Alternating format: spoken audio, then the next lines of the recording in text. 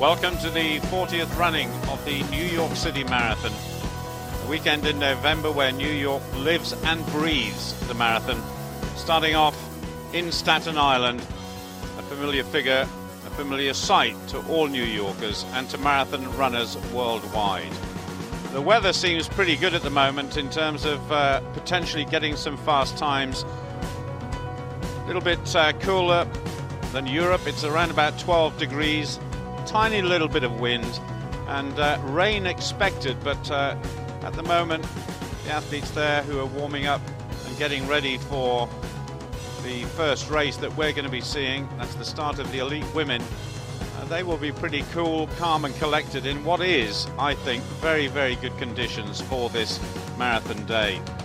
While sitting alongside me in the commentary box, we have former British Olympian, still third on the British all-time list for marathon, Veronique Marot. Veronique, welcome. Are you looking forward to this today? Oh, absolutely. I think it'll be great. It's the first time I'm going to be commentating anywhere outside Britain, and I think it will be very interesting to see how they fare compared to a British London Marathon, obviously. Well, it certainly is a differing course than the London Marathon, but nevertheless there are some real landmarks along the way. We'll be seeing a course map in just a little while, and I think before the marathon actually starts we'll be able to catch a word with Paula Radcliffe, who of course is here in New York once again defending her championship. But Staten Island is the scene for all marathon runners who want to run this tremendous marathon. 40 years, or the 40th running of this great race, and certainly ranks alongside the likes of London and Chicago as one of the great city centre marathons in the world. There we have the weather situation, quite low in terms of humidity. A nice cool temperature there for the runners, and not much promised in the way of heavy winds or heavy rain, although the weather forecast has said that rain is expected. But certainly the thousands upon thousands of runners, some of whom of course are running for glory, and many will be running for the delight of finishing possibly their first ever marathon. And in the process we'll be raising millions and millions of dollars and pounds for charity and all the other good causes. This is the scene, Veronique, that you know well, because when was it? Back in the 1980s you finished in second place behind the great Grete Waitz. I've run it in 83 and 84, and 1984 was quite a remarkable day for me, as I finished just behind Grete, as you say, Paul. And it was an amazing day because it was actually very, very hot. And I followed Grete and was very, very surprised to find after about 5 miles that I was all on my own and that no women had followed me. Then I realized why. It was because the temperature was about 80 degrees and the humidity was 96%, and therefore everybody had kind of taken a step back when I took a step forward. I was very lucky to survive all the way, especially the very hilly part in Central Park where the sun was very hot, and I was actually totally on my own. So yeah, I have great memory of New York Marathon. It's a great race, but it's not an easy race, and if the weather is against you and you're feeling tired entering Central Park, then it is very bad. Well, some of the athletes there wrapped up against the elements. And we just caught a glimpse. There she is on the right-hand side wearing the light blue and the dark shorts, the one and only Paula Radcliffe, back in the environment that she loves the most and that she knows best. She's won this event 3 times before, going for a 4th victory, and going really to re-establish herself as the best in the world. There she is, Paula. Don't call her Radcliffe anymore. It's everybody just knows her as Paula, and she is incredibly popular in New York. There's been an immense amount of publicity about her. And she looks very relaxed, actually, which is a very good sign. Looks like she's joking with people around her. And she has said in interviews just prior to the race that she was in very good shape. So it's nice to know that she's going into this race with actually even a declared intention to try and break the course record. And look, she's putting a t-shirt on. I suspect she won't be keeping it for too long, but it's nice to know that she's so relaxed that she's talking to people around her. And next to her is Selena Kosgei, who is going to be a fairly fierce contender in this race. I can also see in blue Christelle Donnet, who I think could be very well a dark horse, the French record holder. She's just won a half marathon in the same time as Paula Rahn in the New York half marathon. She won hers in Nancy in eastern France in October. Paula says that she's had the best unbroken period of training for a very long time. So yes, this could very well be the day where she attempts to go back to the glory days of the 2005 and 3 when she ran 2:15 and she ran 2:17.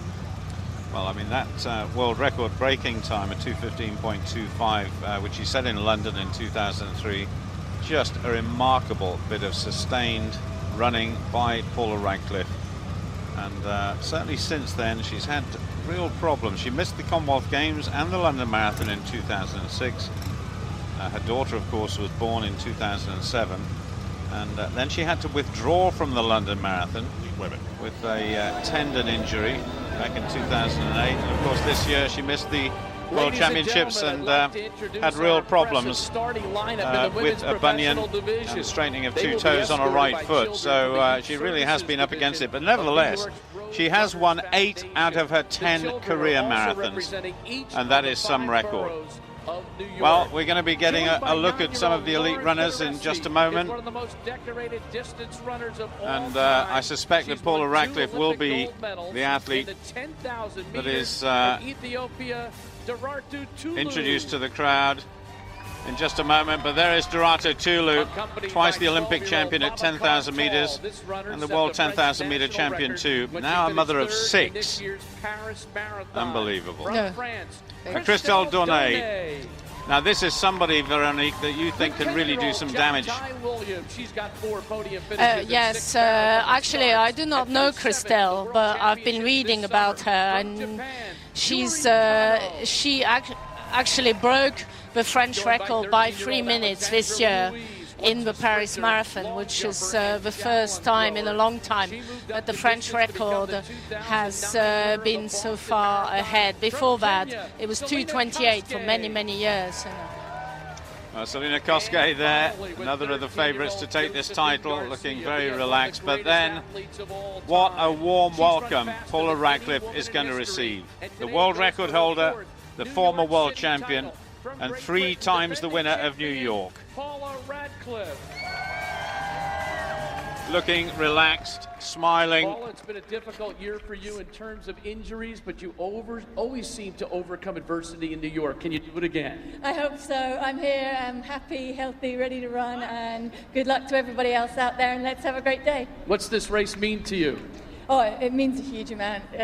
It's hard to put into words how special a place New York has in my heart, and hopefully that'll get bigger today. Good luck, Paula. Thank you. Well, we all wish Paula Radcliffe the very best of luck, of course. It would be wonderful if she could win this one again. Goodness only knows what her plans between now and 2012 are going to be. There's been talk of another child. But everything really building up beautifully to 2012, where she says she is going to be. She will be saying a lot about Paula Radcliffe during the course of this race. But she won't have come here unless she was 100% fit. So the New York Marathon is underway. The elite men go off in around about 30 minutes time. Have plenty of opportunity to watch them as well. Just a little bit about the course. Staten Island here. The first mile is quite tough because it goes uphill and over the bridge before they pass into Brooklyn. And then down 4th Avenue, which is pretty much 4.5 to 5 miles absolutely straight as a die. But Paula Radcliffe, being where she likes to be when she's at her very best, and that is right at the front of a group of athletes who pretty much are the best marathon runners in the world at the moment.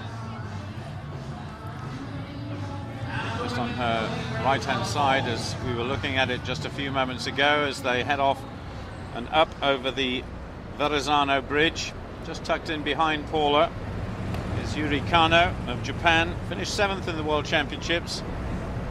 But the Japanese absolutely passionate about their marathon running. Yes, Yuri Kano is actually quite an interesting case because she belongs to a club which is an independent club.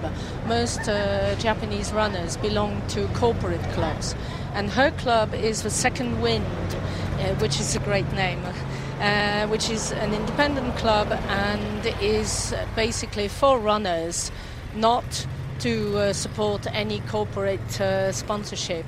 And it's because of that club that she's able to run here today. The Japanese reckon that the best place to run is in Japan or in Europe. They do not like their athletes to run in the States because of the time difference. It means that everything has to be broadcast in the middle of the night. So her presence here is actually very interesting because it's the first time that a Japanese runner, a top Japanese runner, has been in the race. This is the third year I've seen Paula run up close and personal, and it never gets Paula less exciting. looking very comfortable at the front. Just to her right-hand side, left as we look at it, is the athlete, Veronique, that you were talking about before, Christelle Dornay, the French record holder. And she too is looking very comfortable behind her, Selina Koske. But a word about the French athlete. She really is beginning to put together a very, very fine season of distance running. Yes, as I say, her result in the semi-marathon du Grand Nancy in 69.19 was quite incredible. I mean, considering the normal standards of French and European runners. I mean, to say that, first of all, to say that it matches Paula's result in the half marathon, in the New York half marathon, is already giving you an idea of how fast it is. On top of that, it was quite a windy day, so I think she could do very well. Certainly is set to lower her French record, which at the moment stands at 2:25.43 by some minutes.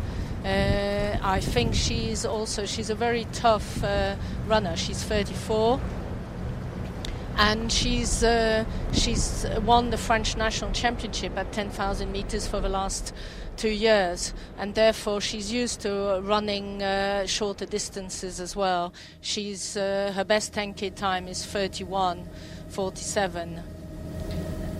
She belongs to an interesting club. She belongs to a Sainte Marguerite club in Marseille, which, considering she lives in Paris, is it's a long way away. Quite a long way away, isn't from it? where you live. Absolutely. Well, Paula knows this course extremely well. Certainly has the benefit of experience over quite a few of her rivals here today. Interestingly enough, somewhere in that lead group as well, one or two other British athletes. Kim Falk, who comes from the Telford Club. She finished 4th in the London Marathon this year in the mass race, not in the elite race. But here's a map of the course. I'll tell you who the other British athletes are in just a moment. We're heading towards the 7-mile mark down 4th Avenue. It's an absolutely fantastic straight stretch of road, then past the Williamsburg Savings Tower, Williamsburg Bridge, into Queens. And there's a little bit of a climb there towards the halfway mark. Then down 1st Avenue into Manhattan, into Manhattan and the Bronx. And then heading down 5th Avenue back towards Central Park and in towards the finish. A real picturesque, magnificent course for the marathon runners, and what a sensational finish it is as well. But Paula, more than happy to take on the pace. Just thought I'd let you know a little bit about some of the other British runners. Kim Falk, as I was saying, from Telford. Very useful runner. She's a 2:39 performer this year, and that is a lifetime best for her. Michelle Ross Cope of the City of Stoke Club. She was the winner of the mass race for women in the London Marathon as opposed to the elite women this year. 2:36 she ran. It was an absolutely brilliant performance by her. Jolene Williams, running for Ireland, formerly of the United States, but now running for Ireland. She'll be there too. And one or two other athletes to look out for. I'm absolutely fascinated to see if we get a glimpse of her. I'm sure we will. Joan Samuelson, formerly Joan Benoit, of course, the very first winner of the Olympic marathon for women. That was back in 1984. Now a mother of two as we head towards the first mile mark there in just over 6:19.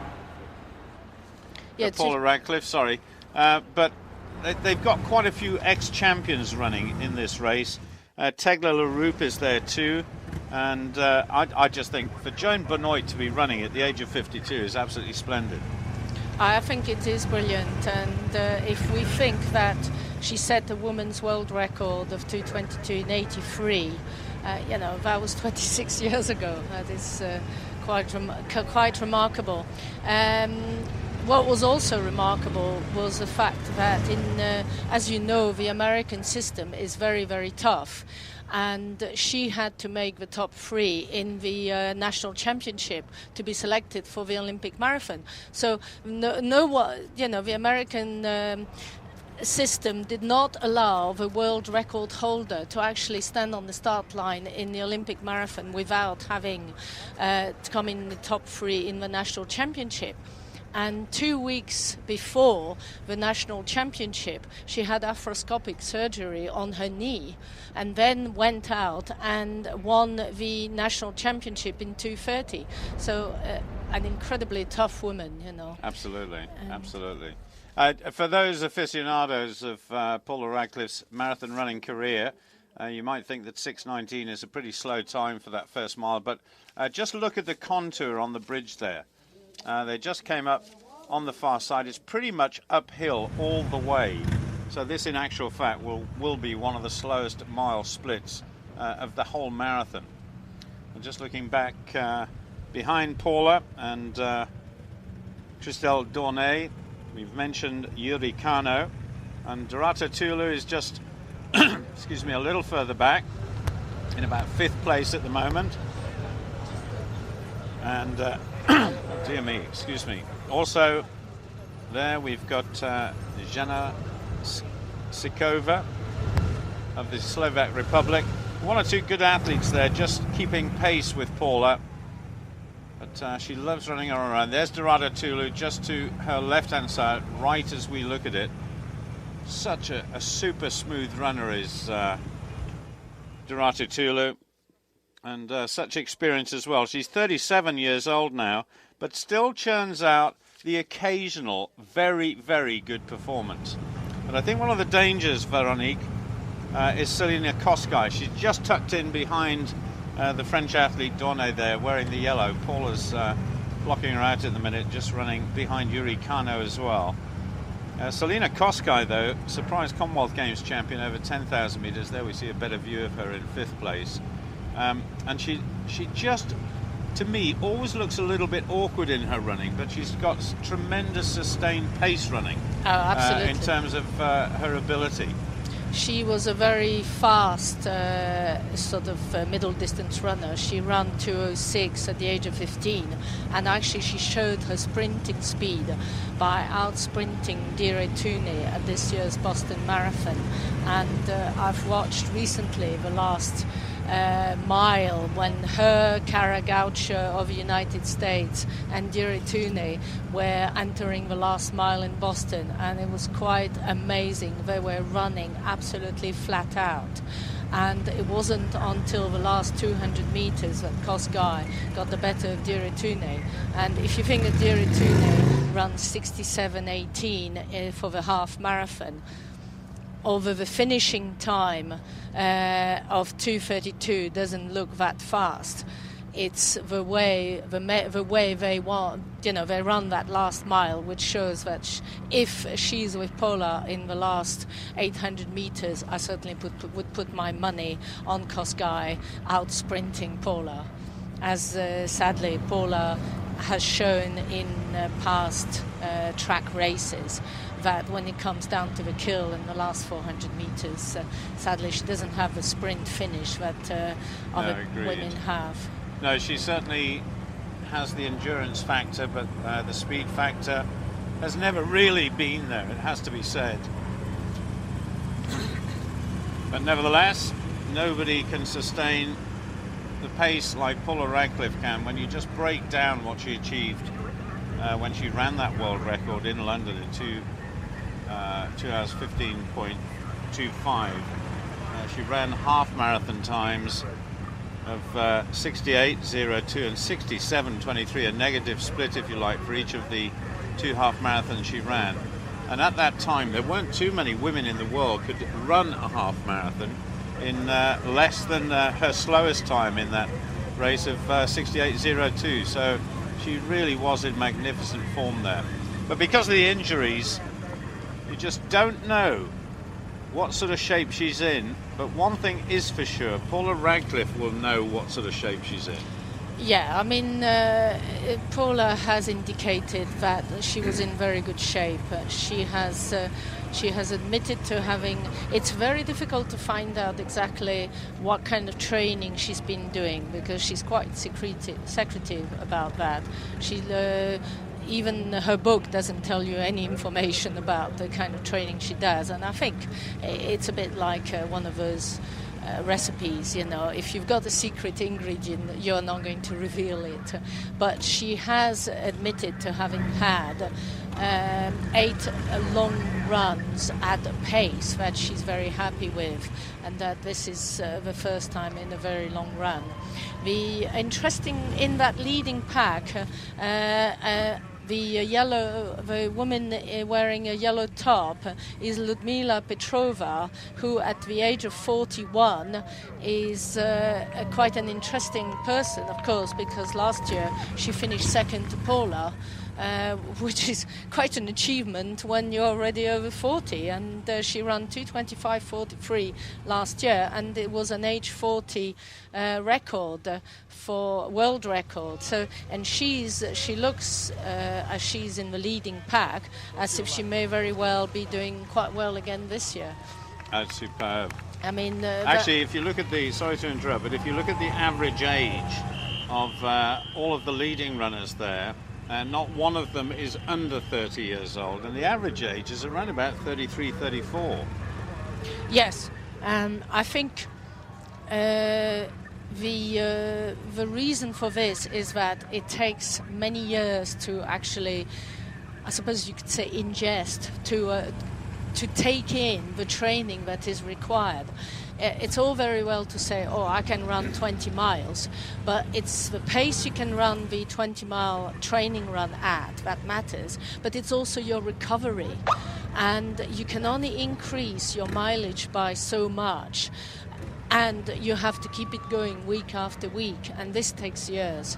You can't say tomorrow, sort of in 2 months' time, I'm going to be a marathon runner. Well, you can say that, but you're not going to be able to do that marathon in a fast time unless you've got several years of training behind you. Paula was absolutely exceptional to run so fast at her first marathon, when she ran 2:18 at the first time she started. She ran in 2002. However, if you look at Paula's background, when she ran 2:18, she already had many years of training behind her, over 10,000 meters. So it was, she didn't come to the sport, and she'd been training hard, more or less, since she was 12. Which is also quite unusual. Certainly is. Just watching the caption go across the top of the screen there, showing us the lead runners. One or two athletes we haven't mentioned, Abera Legacy of Ethiopia, obviously a very fine runner. But look at this. Kim Falk of Great Britain We can't see Kim just at the moment. I suspect she's just running behind Selina Koskei. But Kim Falk is running in 5th place, and the pace they're running suggests she's running well within herself, but equally running faster than she's ever done before in the early stages of the marathon. So good news for British athletics there. But what an act she's got to follow in Paula Radcliffe. Paula has been in this situation every time she has run in New York. She's never been beaten here. The only 2 marathons she's ever lost, actually, were in major championships. That, of course, was in the Olympic Games back in 2004, where she didn't finish, and then when she finished in 23rd place in quite a distressed state, it has to be said, in Beijing, recovering from that stress fracture. But all the other city centre marathons she's ever running, she has always won, and that is just a superb record. Legacy, the Ethiopian, just tucked in behind a couple of the runners there, wearing the green top. And actually, you see this official vehicle here, Veronique. Yeah. There's a couple of lorries ahead of that containing the press and photographers, and included in one of those vehicles, I know, is Greta Weitz. Yes. And obviously, she's been a winner here a number of times in New York, and recovering think it's from 9 times. That's a ridiculous record, absolutely phenomenal. And while Veronique is just counting up the number of times she has... Yes, I was right, 9 times. 9 times a winner. She's a legend here in New York, recovering from cancer, and I'm sure everybody would wish her well. Yes, and it's unfortunate that you know, cancer never spares anyone, and you never know when it can be hitting you. Greta was a world breaker. When she ran 2:32 in 78 for a new world record, she was way ahead of her time, and she wasn't just an absolutely marvelous marathon runner. She was also, you know, she's represented Norway at every distance, because we have to remember, of course, that the marathon was not an Olympic event until 1984. The 10,000 was not an Olympic event until 88. And up until 1976, I think, the 1,500 meters was the furthest that any woman could run. This happened a little while ago. This was the start of the wheelchair marathon, which started about an hour, I think, before the women's races started. Both defending champions of both the men's and women's event, Kurt Fearnley of Australia and Edith Hankler of Switzerland, were in the fields, including the men's field, which included David Weir, Paralympic champion on the track, of course, for Great Britain, and Shelley Woods, Paralympic silver medalist at 1,500 metres and a bronze medalist at 5,000 as well. But both fields containing the best racers in the world. And Kurt Fearnley it was who took them out very, very strongly. The course record here for the men's event was held by Kurt Fearnley. That was in New York back in 2006 at 1:29.22 in comparison to the world record of 1:18.27, which is held on the very, very fast Boston course. And as far as the women are concerned, well, that was set a couple of years ago, the course record by Edith Hankler, who's won here a number of times. So we'll update you with the progress of all of those athletes in due course. Meanwhile, back to the women. Still the leading group is pretty much the same. The one of the athletes there that we haven't mentioned is Magdalena Louis-Boulet, who was born in Poland and became a US citizen back in 2001. She's back in the middle of the pack there. We can't quite see her because of Paula and everybody else right in front of her, but she's running well. She recently set a lifetime best for the half marathon and ran 2:30.19 back in 2008. Yes, she's married to an American miler, Rishi Boulet, and she's the one, I think, wearing the sunglasses in the middle of the pack, apart from Paula, of course. I think she's wearing those extraordinary armbands, but she's not swimming. But the orange arm warmers, rather like Yuri Kano is wearing there, only they're orange. She's just behind Yuri Kano there, I believe. Yeah, those extraordinary armbands are actually compression. If you can see, Christelle is also wearing some. They're a bit like the compression socks that Paula wears. Oh, now there's been a fall up there, and that is Yuri Kano and also yes. Selina Kosgei. And that would have hurt, my goodness. Oh yes, and that is sadly, it's very, very bad to happen in a marathon. It puts you completely off your stride, and quite often it can have devastating effect to your balance. Sorry to interrupt, but look at the distance that Yuri Kano lost there. Now, was she caught from behind? Selina Kosgei is just running in front of her. So perhaps it was Yuri Kano who caught Kosgei. There goes Kosgei. Yeah. She was caught. And that is desperately upsetting for Kosgei, but Yuri Kano there has lost, well, almost about 80 or 90 meters. Not good. Well, through 5 kilometers. And that would really have knocked the wind out of her sails. Luckily, Paula Radcliffe just completely out of it. She may not even know what went on behind her. But interestingly, we're talking about the compression armbands. Have you noticed something different this time about Paula Radcliffe? She normally wears the long compression socks. Oh yes, she's not wearing them this time. I was about to say that. I was looking to see whether she was wearing, because they are flesh-coloured, so they're not always very easy to notice. But I don't think she is wearing them. Oh, maybe she is. No, she is. Yes, she is wearing them. But it's just because they're flesh-coloured, you cannot see them. Yeah. My mistake. There are many things you don't know about a marathon. This is very true. But in comparison to most hammer throws, I know quite a lot. And yes, you're going to teach me how to throw the hammers for the next Women's League Championship. Absolutely. But yes, if you remember, there were quite a few falls like that in the Olympic last year, and sadly, once you've fallen, it's very, very hard to come back and get back into your rhythm. It seems to completely knock you out of your proper rhythm. Well, they'll be certainly heading towards the 3-mile marker very, very shortly. No, we've passed the 3 mile. Oh, we passed the 3-mile marker. I beg your pardon. 6 kilometres gone now. That have passed it right about the 5-kilometre marker.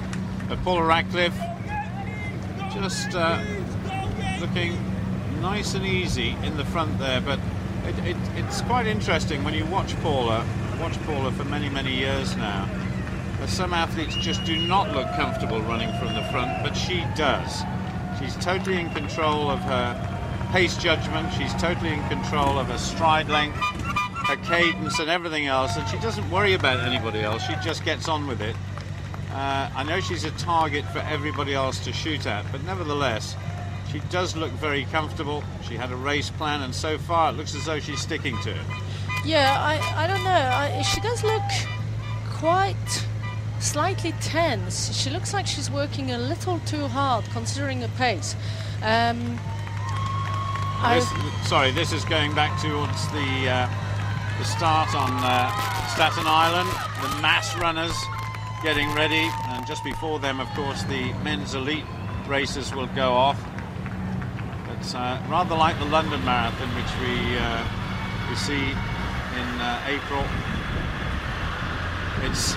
It's just a fantastic sight. It's a major feat of organisation to make sure that so many thousands of athletes get underway safely, and then of course all their kit ends up at the finish. Yeah, it was due to watching the New York Marathon and taking part that the London Marathon race was started. So it's thanks to Fred Lebow and his creation of a New York Marathon that we ended up getting Chris Brasher running in this marathon, and him and John deciding to create the London Marathon, which of course took an awful lot of organising. Now, we should be going through 5 miles fairly shortly, and then it will be at kilometre 8, and then it will be very interesting to see how their pace compares to the 2:22 pace that Paula, I assume, is going to try and go out if she's going to have any chance of breaking the course record, which is what she said she was going to try and do. Now, so we are very close to that. Well, certainly Paula is not one to make outlandish statements, but certainly going for the course record here in New York, 2:21.31 by Margaret Akayo of Kenya back in 2003 is a very, very fine time, and it's a time that Paula hasn't achieved on the 3 times she's won this event. So to say she was going to attack it, well, it's a very brave thing to do. Yes, I mean, she's only run 2:23 on this course, although when she ran last year, she ran 2:23.56, and the previous year she ran 2:23.09, which is pretty close to 2:22. The course record is 2:22.31, not 2:21. So it's only 30 seconds faster than what she has run on this course. On the other hand, I am not sure she's really going at that pace, unless she's planning to do a devastating second half like she did last year. Well, it could be a big negative split this time around. We just don't know. But Paula Radcliffe looking good. She actually said in an interview to the New York Roadrunners just last week that she says, yes, I've got a very, very good understanding of the course from the times that I've run on it. But I do feel that I could run faster, and I think I probably can this year. So I think she's certainly got the psychological advantage of everybody else. Having said that, of course, Veronique, she is short of race experience this year during 2009. Yes, I mean, that was what I said to you earlier, Paul. That is my concern. My concern is that if you're going to run, a marathon, yes, you do not need to have that much shorter distance racing experience. But if anyone is there, then you may very well end up with a race on your hands, and I don't know if she's capable of that kind of thing. Well, meanwhile, we're back to the start where the mass runners and, of course, the elite men will be starting. Just a quick update on Paula. 17:55 it was for 5 kilometers. The athletes now being introduced to the crowd with all of the mass runners too. As I was saying before, very disappointing that Martin Lel of Kenya is not here. He won a couple of years ago. But Kefla Ziggy, always there or thereabouts. Surprise Olympic marathon silver medalist back in 2004. And this guy, well, he's really got something to prove, I think. Ryan Hall, the US record holder at the half marathon. He's run 2:09 and 40 seconds this season, but has a best of 2:06.17. That was set in 2008. Finished 10th in Beijing, the Olympic Games. He really is improving all the time. James Kwambai, Beijing Marathon winner back in 2006. Not the Olympic title, but he's co-holder of the Commonwealth Marathon record. And that equates to the second fastest time in history behind the world record of Haile Gebrselassie. Jawad Khalid, the world champion, in only his second marathon back in 2003. Then he retained his title back in 2005, finished third in the London Marathon this year. And Marilson dos Santos of Brazil, the defending New York Marathon champion. Probably not the best known marathon runner or best known marathon running name in the world, but likes New York. He's won it twice before. Failed to finish in the Olympic marathon and then was disappointing in 16th place in the World Championships in Berlin this year. But he's a 2:08 runner. He only ran 2:15 this year, which is rather surprising. The athlete being talked to there, Abdirahman of the United States, better known on the track as the 10,000 meter runner, where he's been 3 times an Olympic finalist. 32 years old now, runs for the United States, so a great favourite with the crowds here.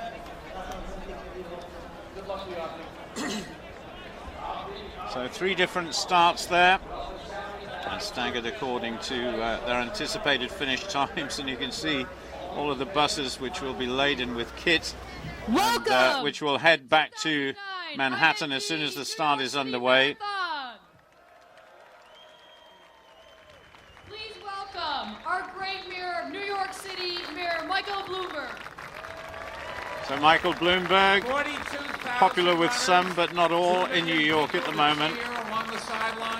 But he is the man given the honor of starting New York Marathon 2009. Perfect weather. Doesn't get any better than this. Welcome to the Big Apple. I know a lot of British athletes have traveled across there just to take part in this today. And you can't really call yourself a true marathon runner unless you have run New York, can you? Well, we know that Steve Jones is running, and except he didn't have to travel from England since his base is in Boulder, Colorado. But he's certainly a previous world record holder, and he's still the British record holder for the marathon. And but he's only jogging it. He's not racing it. He's running with a friend. When I was looking through the start list, particularly of the elite runners, a huge amount of interest in people like Bill Rogers, former American record holder. Yes. Running. Steve Jones, who you just mentioned. Herman Silva, twice a New York Marathon winner rather. Anton Abel. Anton, should I say, from Spain, twice a world champion. Former European 10,000 meter champion as well. But the guy that I'm most interested in finding out about, maybe we can keep track of him throughout the run here, is Jesus Angel Garcia, former world and European champion at 50-kilometer walk. This is his marathon debut, and I have to say that he could probably walk the half marathon and the full marathon faster than most runners could, because he is so quick on the road. And I'd just be very interested to know how quick he's going to run it today. Never underestimate walkers. I went to a training camp prior to the Olympics in '84. Although I didn't make the team, I was first reserve. And when we went to the training camp, and I used to go out running with Ian McCombie, and Ian McCombie, who was a race walker, used to walk alongside me while I was running alongside him. And actually the pace was not that slow. I had to work quite hard at keeping up with him. Ian and I used to belong to the same athletics club many years ago, up in the northeast of England, North Shields Polytechnic. Yes, Ian and I are associated firms, actually, in Leeds. Right. We're both lawyers.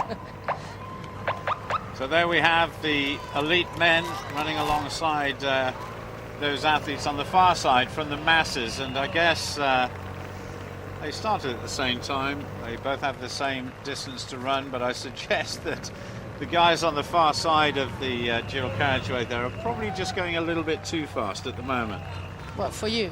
Well, certainly for me, but for them as well, because they're running alongside some of the best athletes in the world there. Yes, but you would at the front, although the American system does not have the same system as the English system in terms of clubs, you will still have some good, American runners. And we're back with the women, and it's. I noticed that Yuri Kano has not managed to catch up. Yes, so she's in the second group now, has not managed to catch up. So we're down to 6 women, and Paula is still in the lead. And really, I think she's working too hard. She's already nodding quite a bit, whereas Christelle alongside her looks very relaxed. She looks like she's out for a Sunday run. Now, maybe that's deceptive, Well, I think it is, because Paula Radcliffe is not the smoothest runner in the world. No, that is fair. It often comes across as though she is struggling, but actually she's doing nothing of the sort. Just swapping around the places there so that they're feeling comfortable. But Paula Radcliffe is a very, very solid performer. Not the prettiest style or gait in the world, but nevertheless she really can run. This will be the men heading off over the bridge towards from Staten Island in towards Brooklyn. Amazing bridge. It's a phenomenal bridge, but it is hard for that first mile. Yes. It's as I was saying earlier. In 1984, we hit the bridge, and I was quite surprised at how uphill it was. You don't expect, it looks like it's all flat when you see the race profile. This bit, but actually it's quite a ramp to go on it. Just looking at the caption at the top there, the women have gone through 10 kilometers. Petrova is still there, Dornay, Tulu. And Kosgei, of course. I thought we might get the top 6, but we've got the top 6. It's Paula, Christelle Dornay, Kosgei, Tulu, and Petrova. Now there's 2 Petrovas in the race. One is Ludmila Petrova, who finished second last year in New York, and the other one is Tatiana Petrova, who used to be a steeplechaser. And I don't really see her in that leading pack. Just saw a glimpse of Petrova there. Yeah, Dorata Tulu is there as well, of course. And Kosgei. To the right-hand side of Paula. Kosgei. Salina Kosgei. To the left. So there really is a group of world-class runners have gone with Paula, heading towards the halfway point. They're quite a long way ahead of the chasing group, still being led by the diminutive Yuri Kano of Japan, who of course had that little clash with Salina Kosgei earlier on, but she really has suffered. She hasn't, the Japanese number 1 has not managed to get back in amongst it. No, and of course we've got in that race also the I think you're looking at, or you're trying to point out there, Magdalena Louis-Boulet of the United States. There she is, right at the back, right wearing at the back there, because I was checking to see if she was still there. Yes, she is. Although she's hanging on to the back of a pack, she might just be having a little breather. Sometimes it is quite nice to run at the back. Of course, the perfect back runner, as we would say, is Catherine Dereba.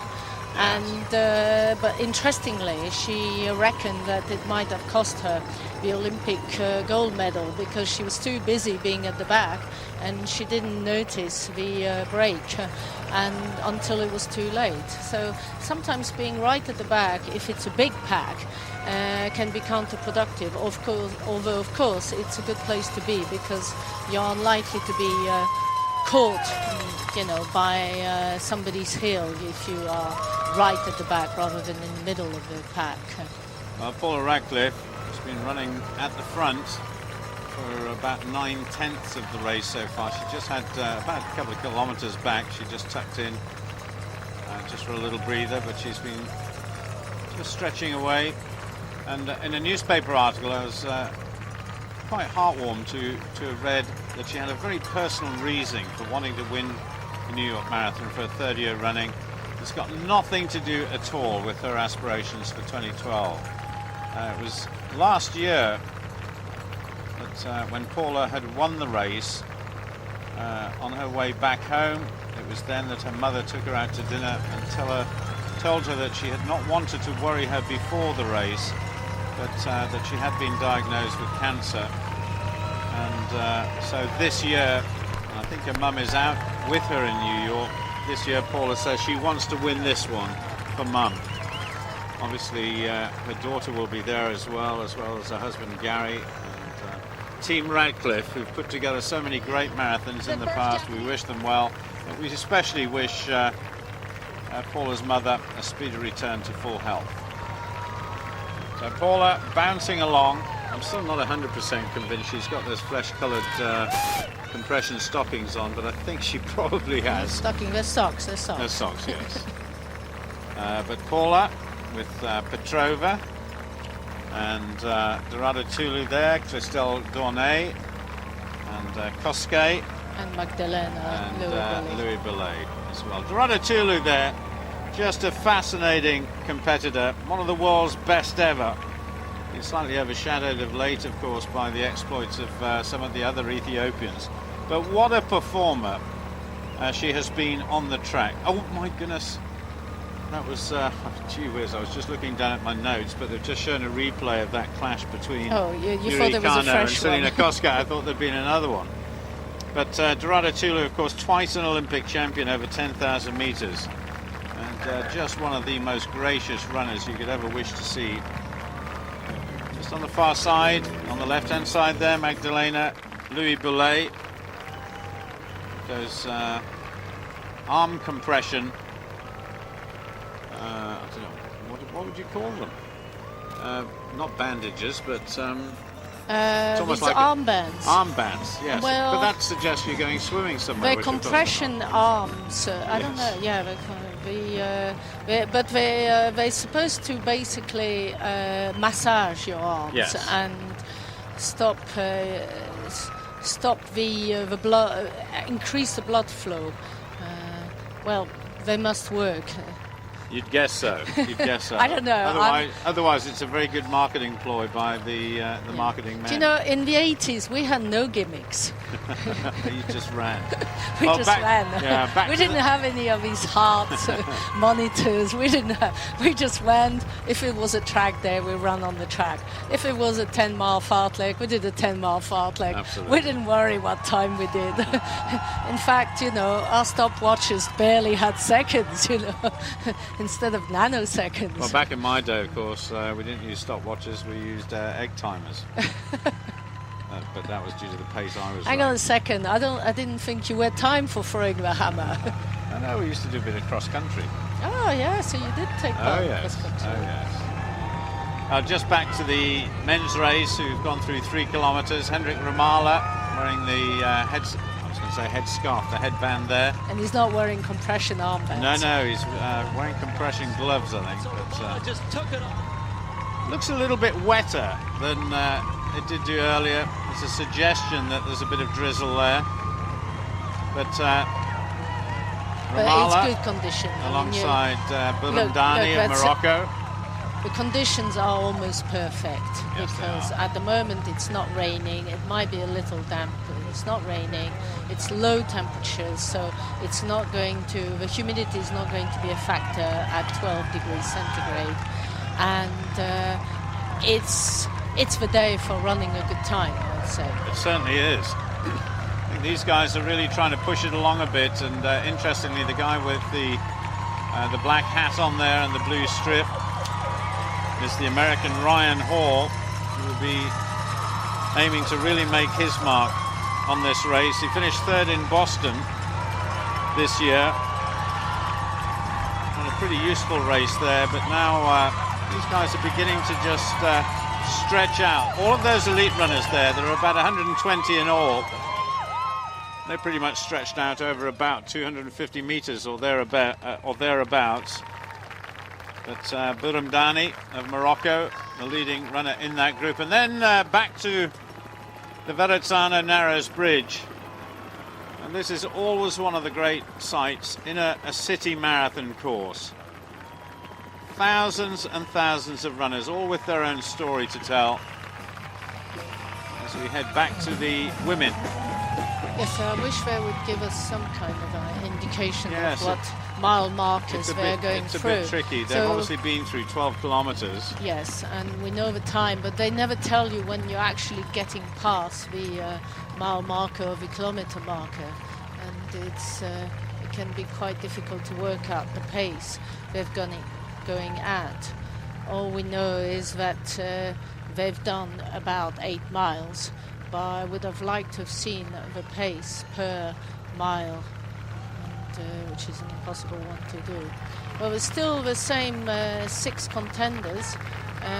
it's quite interesting. Paula is not running away from them.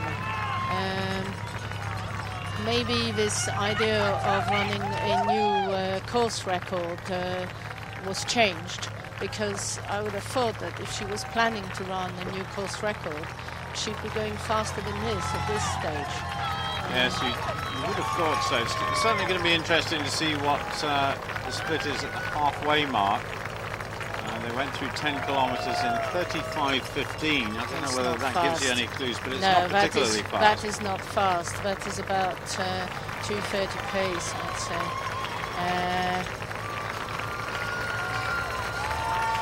There we have a caption in the bottom left-hand corner there, just giving the confirmation of the top 5, but there are 6 in that group. Yes. The one that is missing there was Magdalena Louis-Boulay of the United States, just running on the far side of Dorata Tula there, wearing the orange armbands.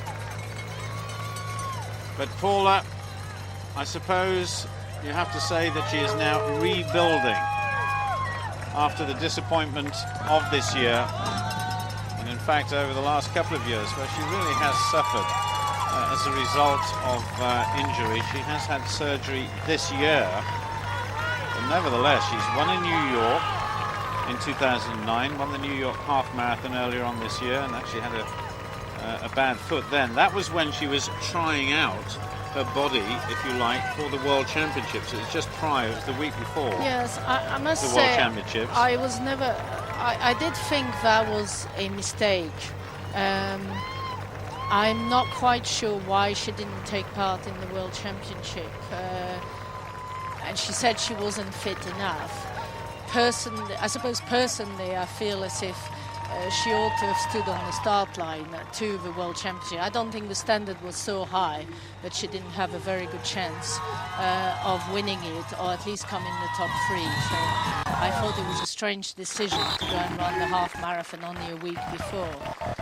Well, this is a replay of something that happened just a little while ago, and confirmation that Kurt Fearnley won the New York Marathon once again. Kurt Fearnley, who was defending his title, twice a Paralympic champion at marathon, and just pushing the opposition out wide there and trying to get over the line in first place. And that was a desperate situation, a little bit of gamesmanship there by Kurt Fearnley, just outside of 1 hour and 36 minutes. And that was the athlete that he was pushing out there, Krieger Chabot of South Africa. And there is Kurt Fearnley, the great Australian. He really has been very, very dominant in wheelchair racing over the last couple of years, almost unbeatable in the marathon, except, of course, on the occasion when David Weir of Great Britain beat him in the London Marathon. But look at this, an extraordinary finish. And Kurt Fearnley knew exactly the way to play that last 100 metres. And the man in second place just was on the wrong side of him. He had to go the long way round. Perhaps he should have darted down the inside. But if that is confirmed as Krieger Chabot of South Africa, that will be one of his best marathons ever. 46 years old, but Kurt Fearnley, still the man to beat in major city marathons. So back to Paula and the rest. No sign of anybody else, so really confirmation that Yuri Kano, as a result of that fall after, what was it, about 6 or 7 kilometres, is way back at the moment. The pacemakers there, I'm not suggesting that Hendrik Ramala is down as a pacemaker. He's currently lying in third place. But yeah, the pacemakers are those who don't have any names on their vests. Just a black a black rectangle with white in the centre. He could have a very long name, of course, that we might not. But you couldn't go fit in. No, I'm sure, yes. But Hendrik Ramala certainly distinguishable there by the headscarf, the headband he's wearing.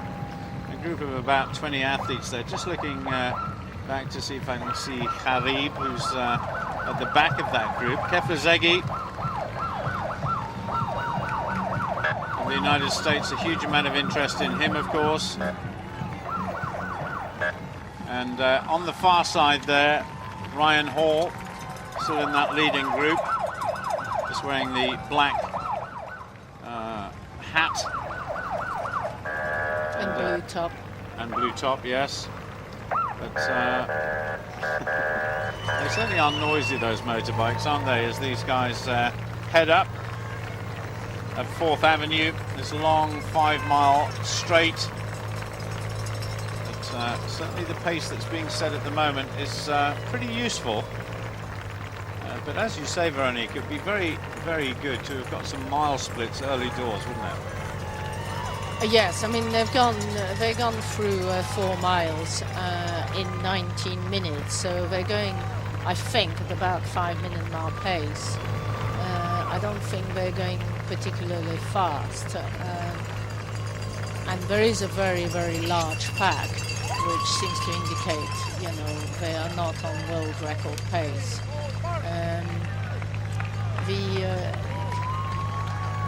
I do think that the way they are all grouped together is again dangerous. You know, we could end up with the same problem as we've had in the women's race of somebody falling down. Although the men seem to be more disciplined, falls seem to happen more in women's races than in men's races. Yes, but actually, you think back to the Olympic Games this year on the track, sorry, the Olympic Games, the World Championships in Berlin. Yes, there were some falls in some of the women's track finals, but equally, there were a lot of falls in some of the men's races too. So, yeah, but these were middle distance. Yes, falls, they were. Yeah. Yes, a they lot were. faster. Yeah, but no, we'd better not start saying that women are not very good at navigating on the roads, otherwise our postbag will be very full, I think. But that was a glimpse way back to the start of some of the runners just coming over the start line, which of course is another feature of city centre marathons, that the entry lists are so huge, 35, 40,000 in some cases, that it's about 20 or 25 minutes before the last person crosses the line to even start the marathon. I think there are 40,000 people running, possibly because it's the 40th anniversary. They wanted everything to be 40. And we mentioned Bill Rogers, who is running, who's jogging round. And he was the first winner in '76 of the New York Marathon. And he won it in the first 4 years.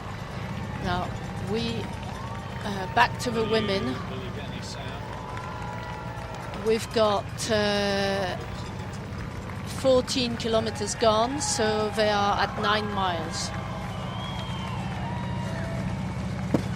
Well, Paula taking her first drink of this marathon, 53 minutes into the race. Well, the first one that we've seen anyway. Yes, first one we've seen. She has taken, actually. She will have had her drinks at every feeding stations. And they, of course, have special drinks. And with it being such a small elite women's race, there isn't too much of a problem in finding your own drinks, which is labelled and personalised. As you can see, their bottles all look quite different. You know. I'm certainly interested in the progress there of Christelle Dornay. When you look at her lifetime best time of 2:25, it's a full 10 minutes behind Paula Radcliffe's world record. But the most impressive thing about her is that she just seems to get better and better and better. 34 years old now, so she's certainly gained in experience over the last few years. But a European who could challenge, that is for sure, just running alongside Paula. And you will certainly know more about this young lady than I do. But that half marathon she ran in Nancy, which broke Paula Radcliffe's course record, that in itself is a magnificent achievement.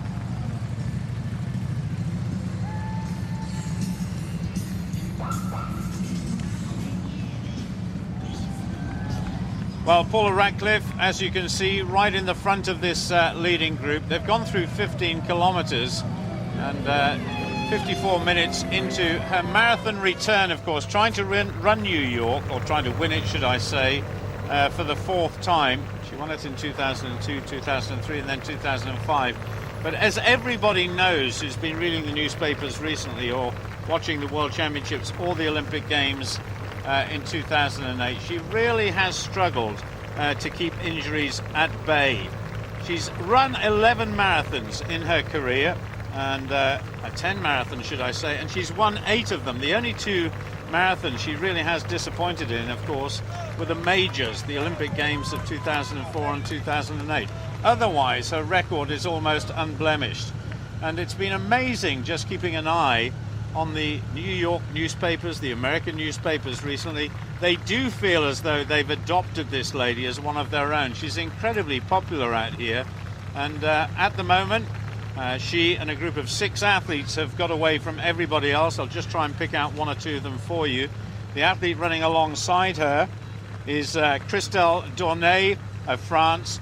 And Dorada Tulu is there as well as Selina Kosgei of Kenya. There's well over an hour to go, but the good news for us is that Paula Radcliffe is running well.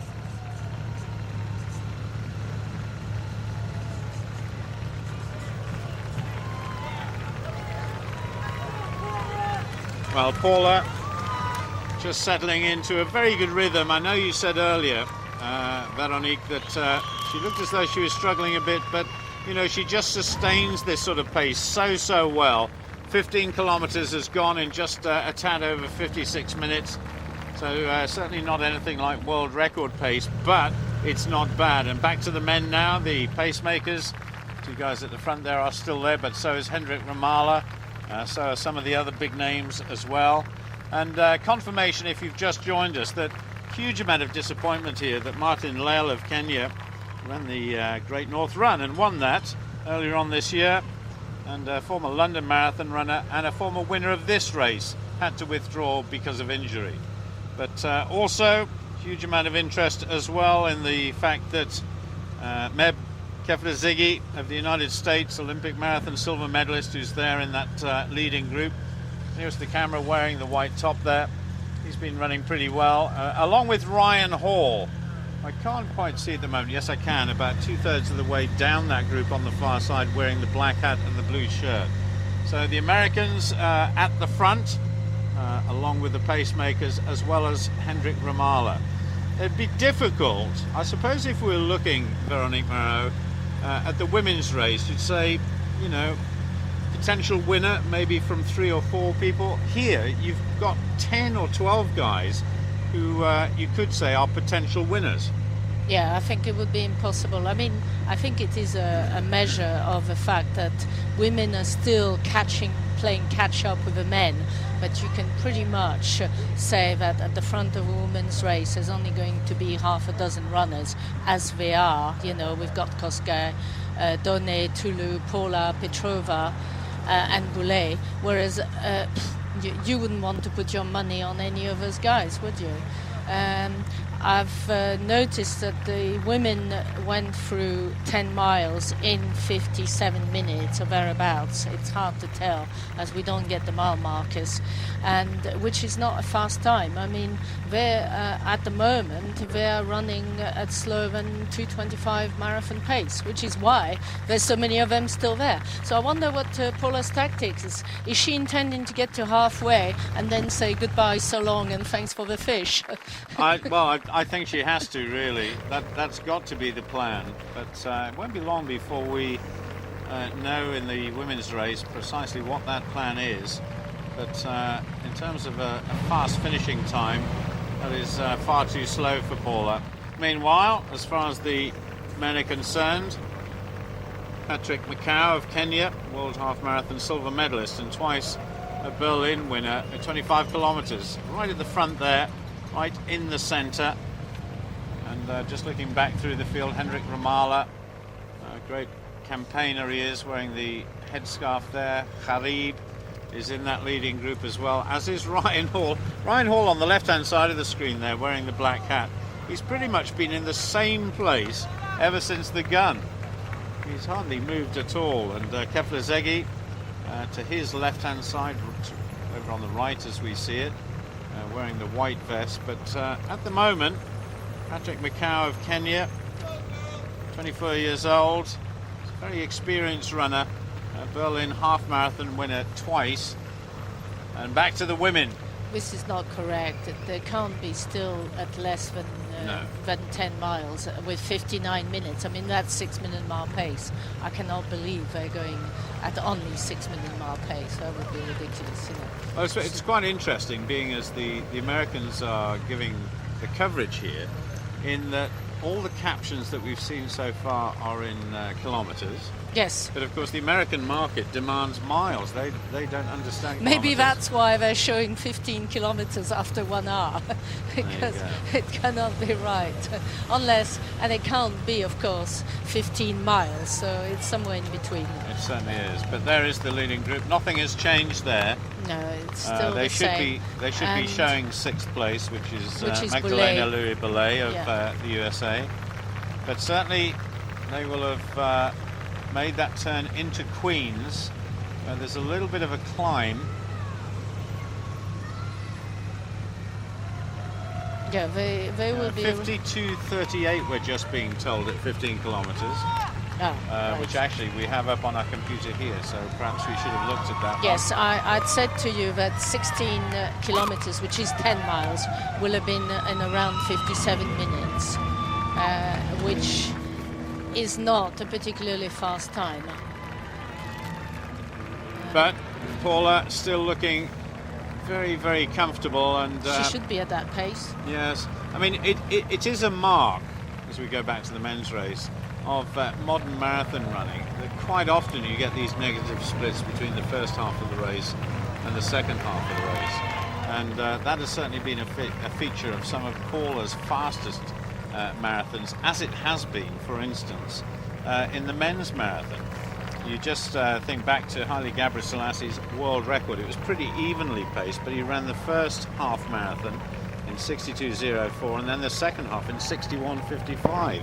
So a similar pattern there in record running terms of what the men and the women are doing these days. So perhaps Paula has got something up her sleeve? I don't think it's necessarily a modern thing. I mean, I remember my first international race, which was the World Marathon Cup in 1985, I think, in Hiroshima, and where the leaders, we went through halfway in a much slower time than the finish time, where definitely Catherine Doré, who was eventual winner, ran very, very big negative split, and it caught us all by surprise, you know, because we all got together to 13 miles, and then suddenly she started racing, and it's very, very difficult in a marathon to run faster, to suddenly change pace and up your pace. It's much easier to start off at a faster pace than to go from one pace to a faster pace in the latter stages of a marathon. Well, Keplezegi of the USA, he's the man in front in the men's marathon.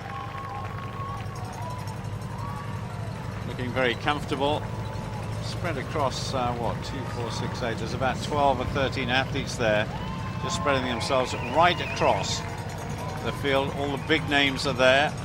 Keplezegi, certainly high hopes of a victory. I'm just looking for the previous winners list here, and just to give you an idea, it's some years since an American last won this race. Veronique, you can probably see it quicker than I can. Yeah, it's way back to 1982.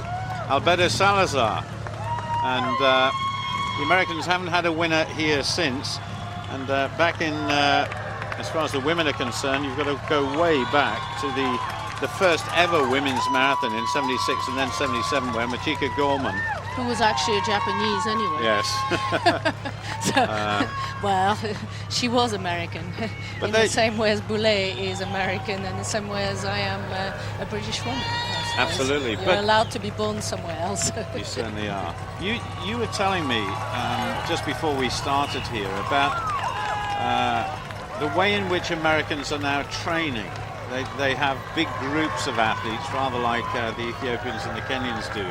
But certainly I've noticed over the last 24 months there has been a resurgence of very good distance running in the United States, whether it's on the road or the track. Yes, I mean they have gone back effectively to the Frank Shorter sort of school of training, which did him, where he did so well. I mean, you were competing in the hammer, weren't you, at the same time as Shorter finished second in Montreal, and of course he won in Germany in '72, and Shorter devised a bit by accident actually this method of competing, running, training near Gainesville in Florida during the winter months when it wasn't so hot, and then going to altitude in Boulder in the summer months, because of course training in Boulder in the winter months quite often there's snow and ice. And this would, he discovered by accident this benefit of altitude training, because his father had moved to altitude in New Mexico when he was in his late teens, and he discovered that coming off altitude and racing at low altitude gave him a great sort of improvement and advantage on the others. So him and quite a few of the other Americans who competed in the Olympics and championships in the early 70s all started to live together in this communal house and train together. And they would all decamp to altitude and then all go back to Gainesville together. It was like a sort of fraternity, I suppose. They were actually ex-university. That's pretty much where they started to meet, the fraternity principle. That even goes back to the days of athletes like Steve Prefontaine over in Oregon, where there were just masses of young guys there, all wanting to be the next great thing in distance running, and that is why that university in particular was so successful. And the Oregon Track Club became so well known. But the Frank Shorter system involved the altitude, which was less prominent early on, and which now, of course, Paula has adopted to the full. I mean, she lives most of the time in Font-Romeu, where she does her altitude training, going back to her other base in Monaco, I suppose as tax exile.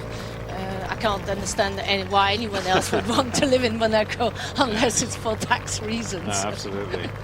Well, in the men's race there, it is still Patrick Macau who's leading. Keflezighi just running out of the picture there. He was leading for some time. But this young Kenyan certainly going very well. At best, a 2:06.14 man, so pretty useful. Macau is leading just on the left-hand side, but the pacemaker is still there, just having a little look across. Sorry, I don't know the name of this guy, but he's been setting the pace right since the off, and one suspects he will probably drop out at the halfway stage. Just as a matter of interest, Veronique, that chasing group went through 10 kilometers in just over 31 minutes. Now, once again, similar to the women, that's not particularly quick, is it? No, that is not fast. That is a woman's time, as people would say. And interesting about this pacemaker, male pacemaker, is that there are no pacemakers in the women's race, as we've noticed. But the male pacemaker there is not really doing his job properly. There is no point in a pacemaker who is so far ahead of a pack. The purpose of a pacemaker is to pull the pack along, not to run as if he's doing his own race. That is not doing a proper job, and he should be sacked, really. Well, especially if the organisers have paid him a lot of money to do a pacemaking for one and himself. Just looking at the caption going across the top of the screen, as we can see Paula there. Very close to halfway, kilometer 20. So it'll be very interesting to see whether Paula now decides to go for it. I noticed that Christelle has gone to the back of that group, and we appear to have lost Boulet. Yes, she actually went a couple of kilometres ago. I noticed there she is, just in the background behind the motorcycle outrider there. About 2 or 3 kilometres, she just started to drop off the back of that group. So the 5 athletes, Radcliffe, Petrova, Dorada Tulu, who's still there and looking comfortable, Selina Kosgei and Christelle Dornay are all there. But as we've been saying right since the gun, really, it's Paula Radcliffe who's making them work hard. She is the one that is out there to be shot at, as it were. Just a suggestion, perhaps, that Selina Kosgei is struggling a wee bit at the back, but no, she's staying in touch as the French athlete Christelle Dornay hits the front now. Yes, I wonder why, unless she's feeling full of running, which is always a bit dangerous, you know. One shouldn't. The rule should be really don't hit the front until the last 200 Not meters. yet. Not yet. Don't go. Don't go. Don't do it. Well, they went through 20 kilometres just a few moments ago in 70 minutes and 8 seconds. So fast approaching the halfway stage. It's going to be fascinating to see what sort of time they achieve that in. And remember, you know, we're saying that this is slow, but as far as Paula Radcliffe is concerned, there we have the cumulative times and the split times as well, for those 5 kilometre splits. And they're very, very slow, those middle 2, or the 15 and 20 kilometre split times. That, you know, Paula, if she is running well within herself, can really do some damage in the second half of the race.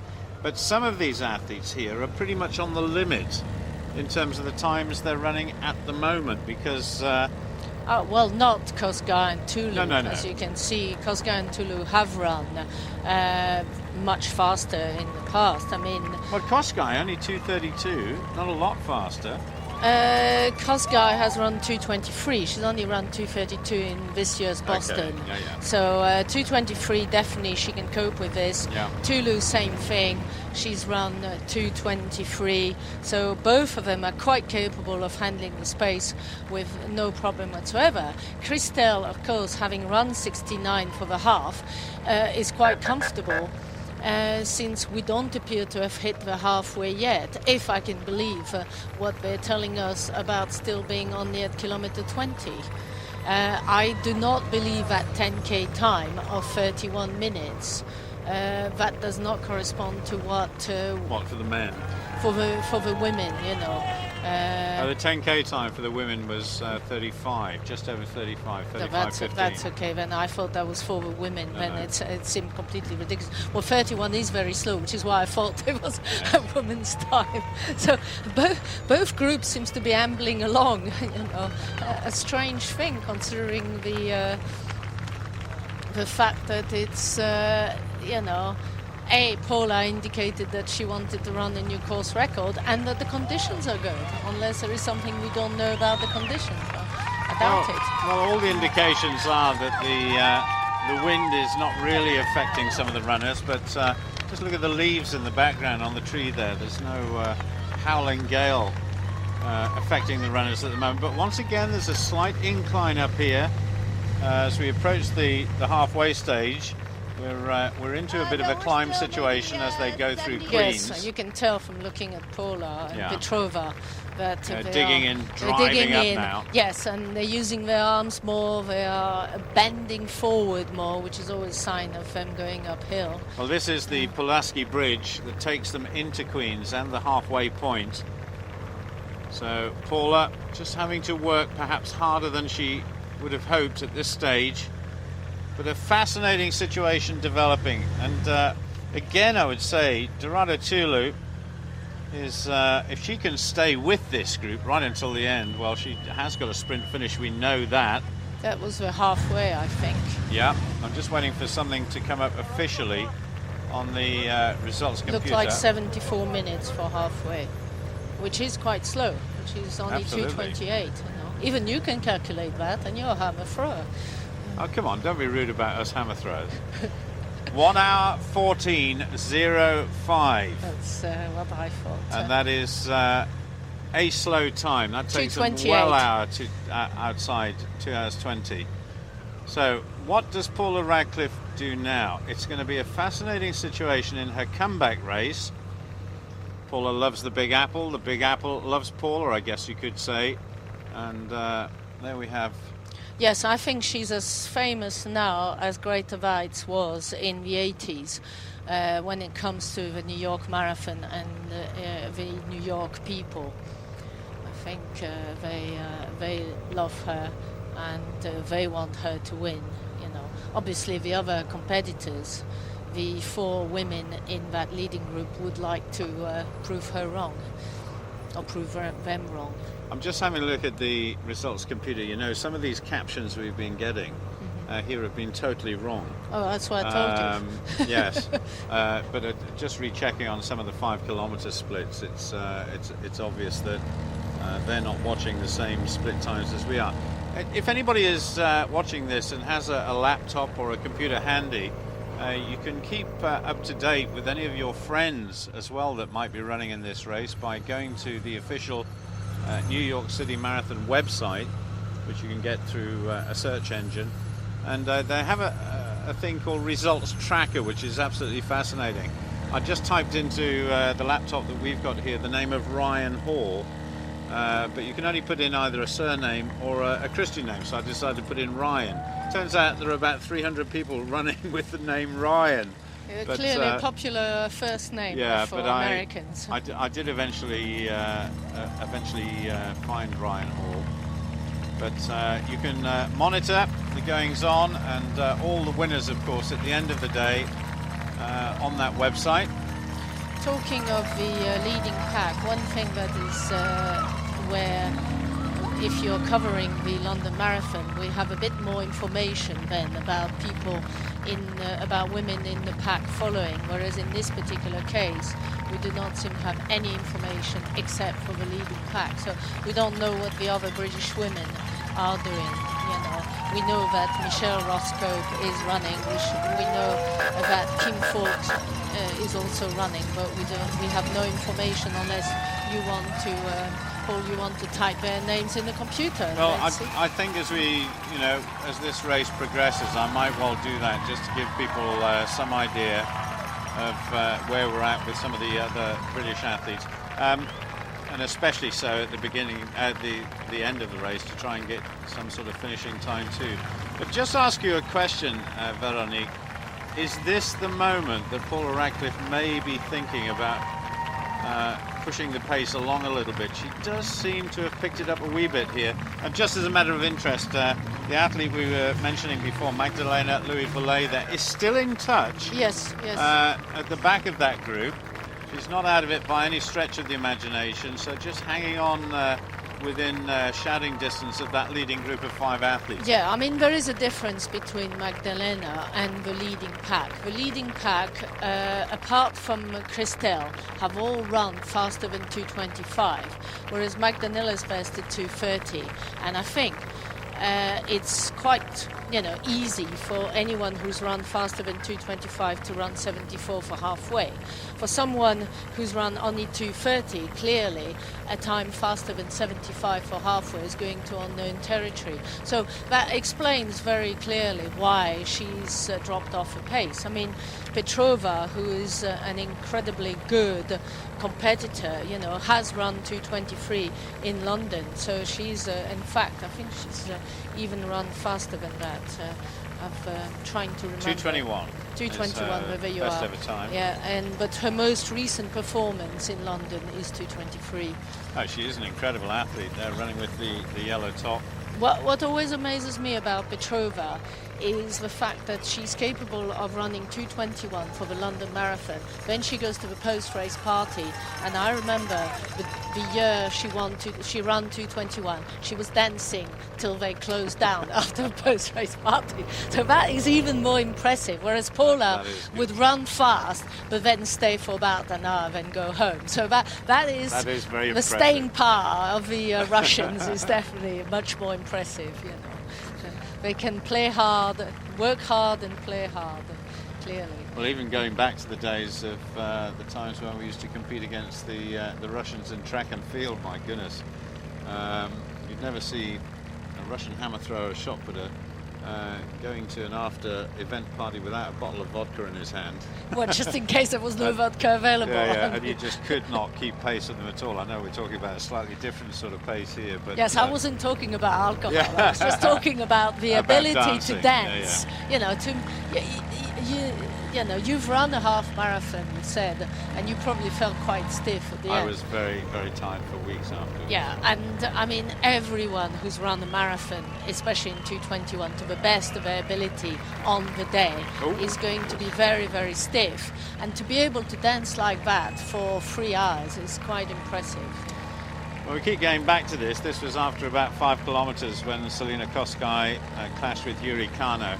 And actually, since that moment in time, despite the fact that Kosgei is just still there on the left-hand side of the screen. Kosgei survived, but Kano clearly... Kano is just gone. And I wouldn't be at all surprised if she got, you know, quite badly hurt in that. Yeah, but she landed very badly on her knees, and sadly, the stiffness is going to get worse as the race goes on. And we don't know how far Kano is because we're not getting any pictures of the following pack. So at the moment, you know, it's unknown quantity. We only know about the first 6 athletes. Well, I've got a bit of news, Veronique, about Michelle Ross-Cope from the City of Stoke Club. Remembering that this group that you're watching now went through the halfway stage in 1:14.05. Michelle hit the halfway stage in 1:18.38. So 78. So she's running 2:36 pace, which is actually her best. It's pretty much her best ever effort, which of course she did. Which is not bad, because you have to remember New York is not as fast as London. New York has got a lot more hills, and which is why, you know, when you look at the best time in the New York Marathon, you see they do not match the kind of times that people run in London. The course record in New York is what, 2:08. I don't think anyone has ever run faster than 2:08. And the course record in for the women we know is 2:22. So it is much slower. Well, we know that Paula's course record in London, which is also the world record, is 2:15. So a big gap, you know. And today is not going to be the day that Paula Radcliffe is going to improve on that course record. I mean, there is no way now, there's no physical way she could run such negative splits so as to finish in 2:22. She would have to run the second half to run 2:22 in sub 70 minutes. It's just impossible. Well, they reached the 14-mile point in 1 hour 19 and 10 seconds. Paula really does seem to have picked up the pace a wee bit here. No sign of the leading group of 5 athletes breaking up, though. Sarada Tulu is there right at the back on the left-hand side, and Kosgei, who's got this sort of relatively untidy gait, this untidy stride about her. Yes. But equally, she looks so strong as well. Yeah, Tulu, there's been comments about the way Tulu occasionally runs, which can affect people because she sticks, you know, she's not as tidy, I suppose, as some of the other runners, and it has been known that, and I don't think in this case she did not cause the fall, but the way her legs go can occasionally sort of fool people into thinking they're going to go one way and actually they go another way. Sure. But there's no break. If there's a break made by Paula, it is not at the moment reflected on the ground, because you know, Christelle is pretty much matching Paula stride for stride, and Petrova is really sticking to them both, and that is actually typical of Petrova. Petrova is not the person who will go in the lead. She's too experienced a runner, and it's remarkable to think we've got, you know, this is a New York Marathon, this is the leading pack, and there's a 41-year-old woman running there, you know, and who seems to totally ignore the fact she's 41. Nobody told her, clearly. Good for her. She could actually set some sort of Masters record here today. Well, she already holds a world master, and I think it would be very hard with the kind of pace they're running at actually for her to break her own Masters record. Christelle Dornay looking very, very fresh, looking very comfortable, and just making sure that Paula Radcliffe knows that she's there. And Paula will probably not be 100% certain who is in that leading group as we go back some way. But with the likes of Dorata Tulu there and Koske and the others, Paula Radcliffe has got a tough race on her hands. Anyway, back to the leaders in the men's race. Ryan Hall has dispensed with his woolly hat. They've got him down as the leader there. He's the guy wearing the blue shirt on the left-hand side of the screen. Keplezigi, Kharib, the world champion, Kipkoech, and Kwambai of Kenya, who's been featuring in that leading group ever since the start. Just picking one or two others out as well. Hendrik Ramala wearing the headband or the headscarf right in the centre, and the yellow top as well. Still going well, and they've passed 15 kilometres in around about 46 minutes, 25 seconds or thereabouts. As we get the split screen once again. The women 7 kilometres ahead of the men. No breakup of the picture there, which is pretty good in itself. Often when we're going through enclosed areas, we get a breakup of the satellite picture. So good technology there. That can't be right for men to pass through 10 miles in 54. Because that's 10 miles. Yes, it is. And therefore it's not possible. I mean, that would be very slow. I can run that time. Well, I could pass 10. No, it doesn't sound right, does it? No. You seem to have a better. Well, on the basis of 15k, they will have gone through 10 miles in about 50, which would be about right. 50, 51. No, we're only getting 5 kilometre splits on the results computer here. So we've got no indication whatsoever as to what each individual mile split was. So I do apologise for that. It's interesting to compare the two styles. You know, Christelle's style is quite economical, very little expensive energy. Paula is more the bouncy stride, and her arms, of course, she uses a lot more energy.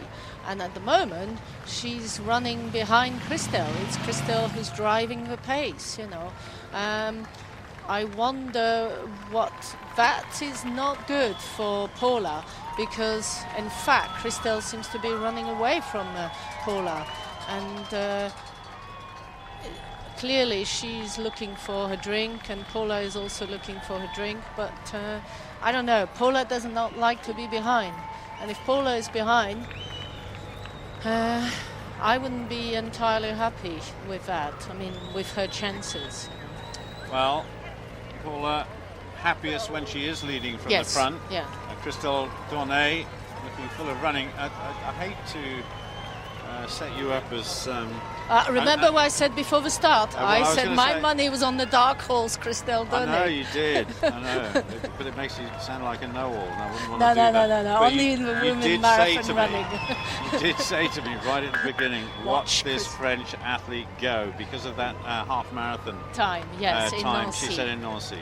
Which actually was not in any of the information we've been given, you know, which I had to look it up on the internet to find the time she'd run. Would this be big news in France if she could win this race? Yes, absolutely amazing. Yeah. Would it be front page news on L'Equipe?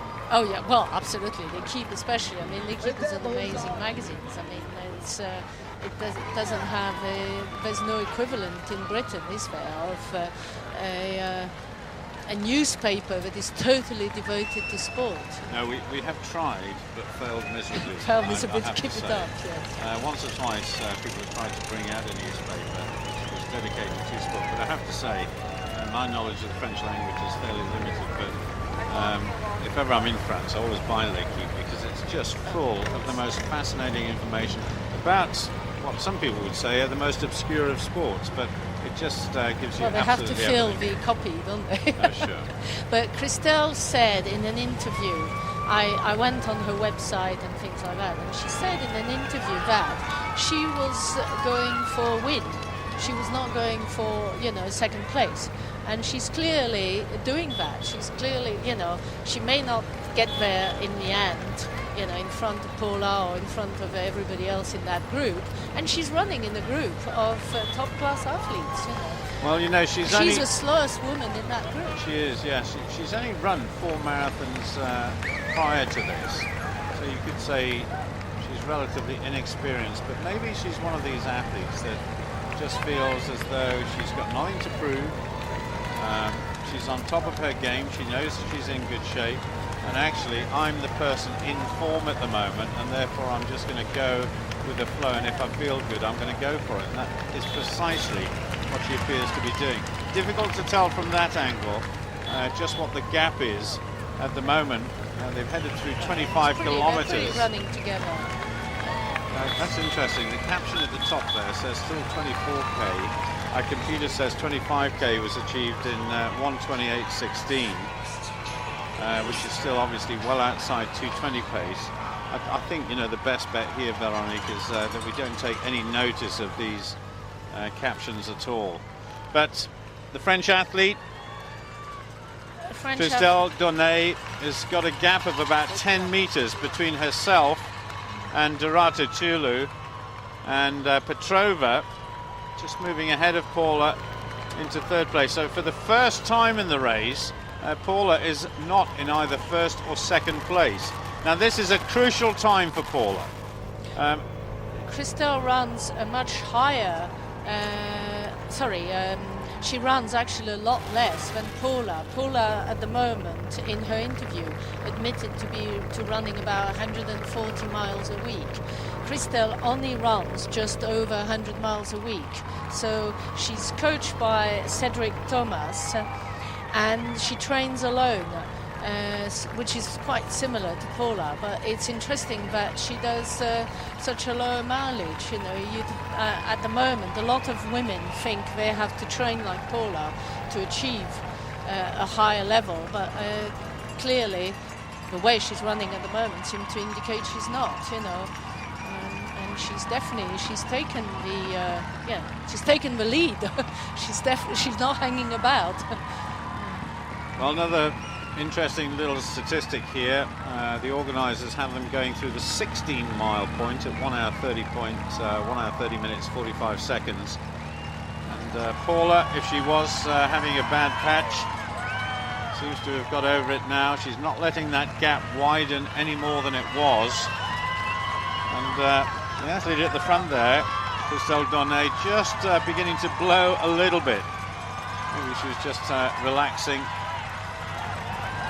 She saw an opportunity to get away. As we go back to the men as well, they'll be heading towards the halfway point pretty soon, so it'll be interesting to see what pace they are running at.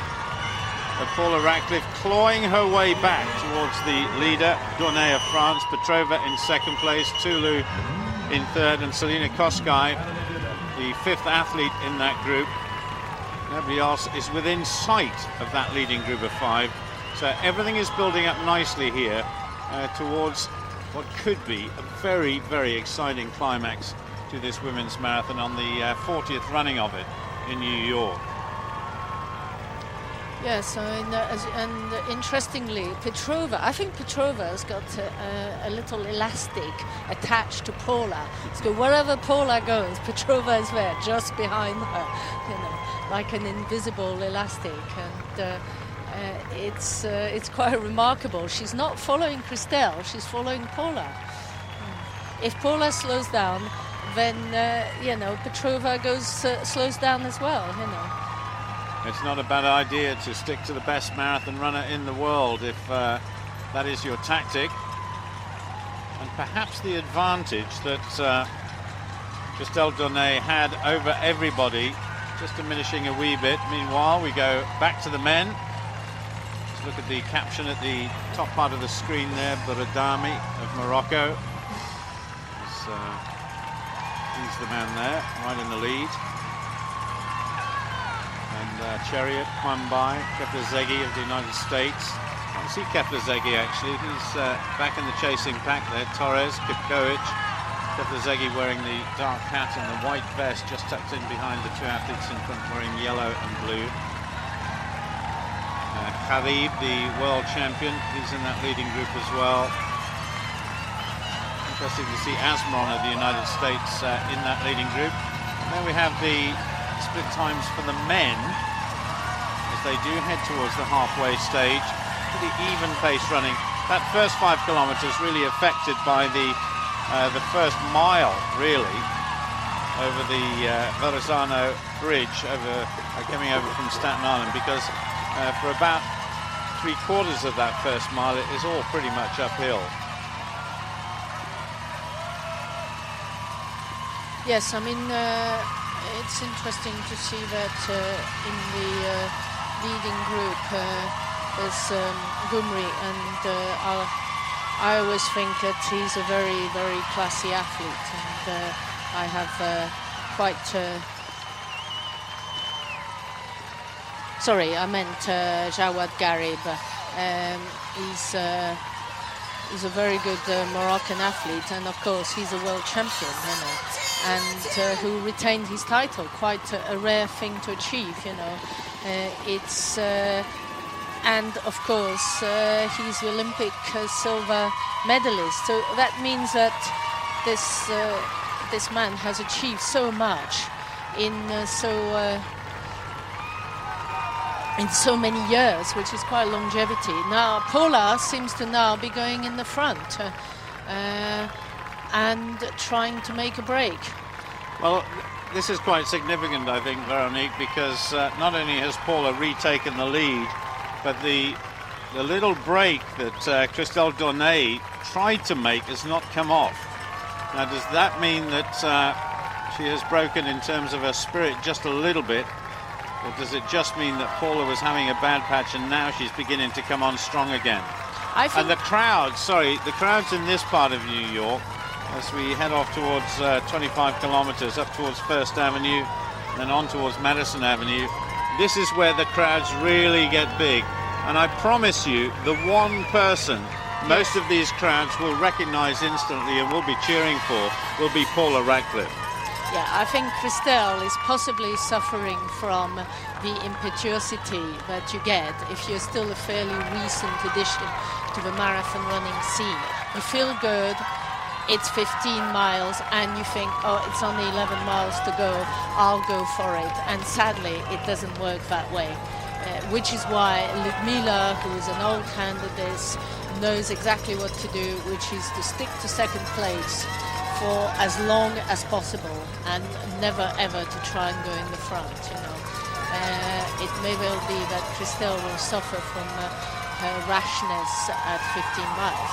But, you know, she's still there, and Paula is working quite hard, and the group hasn't broken up yet.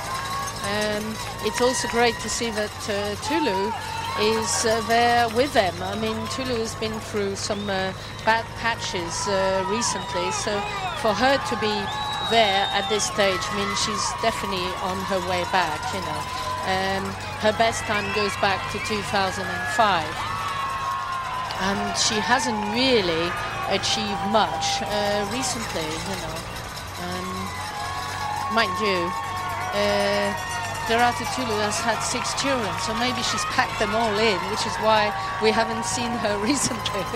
That is just absolutely stunning. And looking back towards Manhattan there as we were, as they head down First Avenue, Paula Radcliffe still in the lead, Petrova in second place, then the French athlete Dornay, Kosgei is there too, and Tulu is in that leading group of 5. But this is a defining moment, I think, in the race for Paula. Yeah, I mean, Selina Kosgei, I don't know how well she's running at the moment. Her most recent, although she won Boston, her most recent performance, she did the run in the Great North Run, and she was only 5th, which doesn't indicate that she's in the greatest of shape at the moment, you know. So it'll be interesting to see. But if she's there at the kill, I would say she's incredibly dangerous, because if she can hang on till 25 miles, my money would certainly be on her to outsprint everybody else. Absolutely. Let's not forget, of course, Paula Radcliffe recovering from injury, desperately disappointed not to have competed in the World Championships this year. And she so much wanted to win a second world title. And then obviously she had to pull out of the World Half Marathon Championships, which were held in Birmingham earlier on this year as well. Yes, so eager to get back to racing Wales. Back to the men. Yes, her daughter gave her tonsillitis, and she decided that there was no point in running while suffering, because the one thing that you shouldn't do as an athlete is compete when you're suffering from this kind of thing, because it can actually totally affect your immune system. And there is the twice winner, Marilson dos Santos of Brazil, another man wearing the woolly hat there. It can be quite cold in portions of this race, but dos Santos going for a third victory. Certainly surrounded by a lot of talent there. You see the running order at the top of the screen. Abdirahman Ramdani, who led for so long, he's wearing the yellow, the front man in the yellow there. Torres of the United States, Kwambai, Abdirahman of the USA, Chariot. That really is a group packed full of time. Ryan Hall just running alongside dos Santos.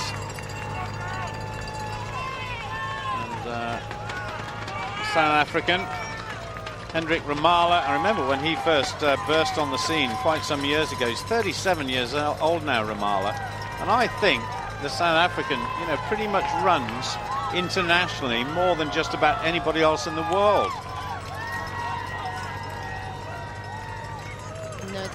He was second in New York in 2005 with 2:09, so he clearly knows the course. And I don't think, I think he's run the New York Marathon certainly more than once. And frankly, I'm not sure whether knowing the course makes that much difference to marathon performances. This is a fascinating statistic here. The World Marathon Majors, all the big city marathons that have come together. And of course there is a massive prize at the end of it, depending on who's the best runner. But the Kenyans have totally dominated the majors over the last 12 months. It's almost like a mini industry for Kenya, I think. The fact they just keep churning out fantastic athletes, and more so than the Ethiopians, although on the track the Ethiopians can do more than hold their own, and on the cross country as well. But as far as Kenya are concerned, the road is where it's at for them. They're just so dominant.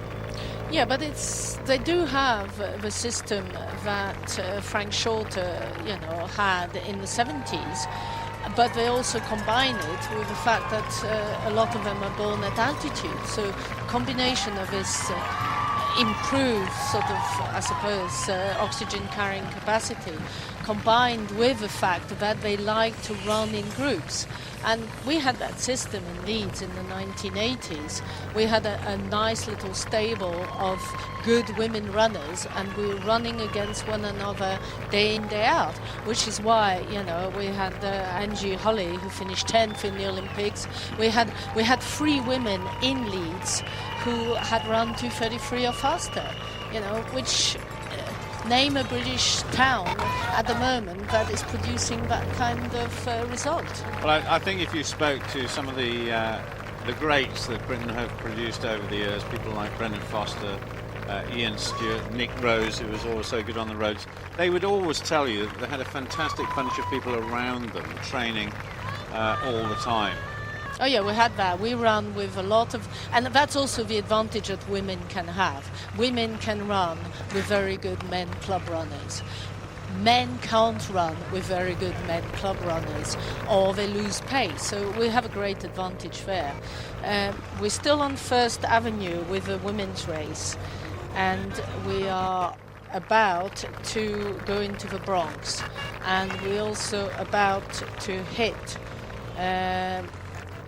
We are at about to hit 19 miles, and clearly the pace is still about 2:25 pace, I think. Well, no, it was 2:28.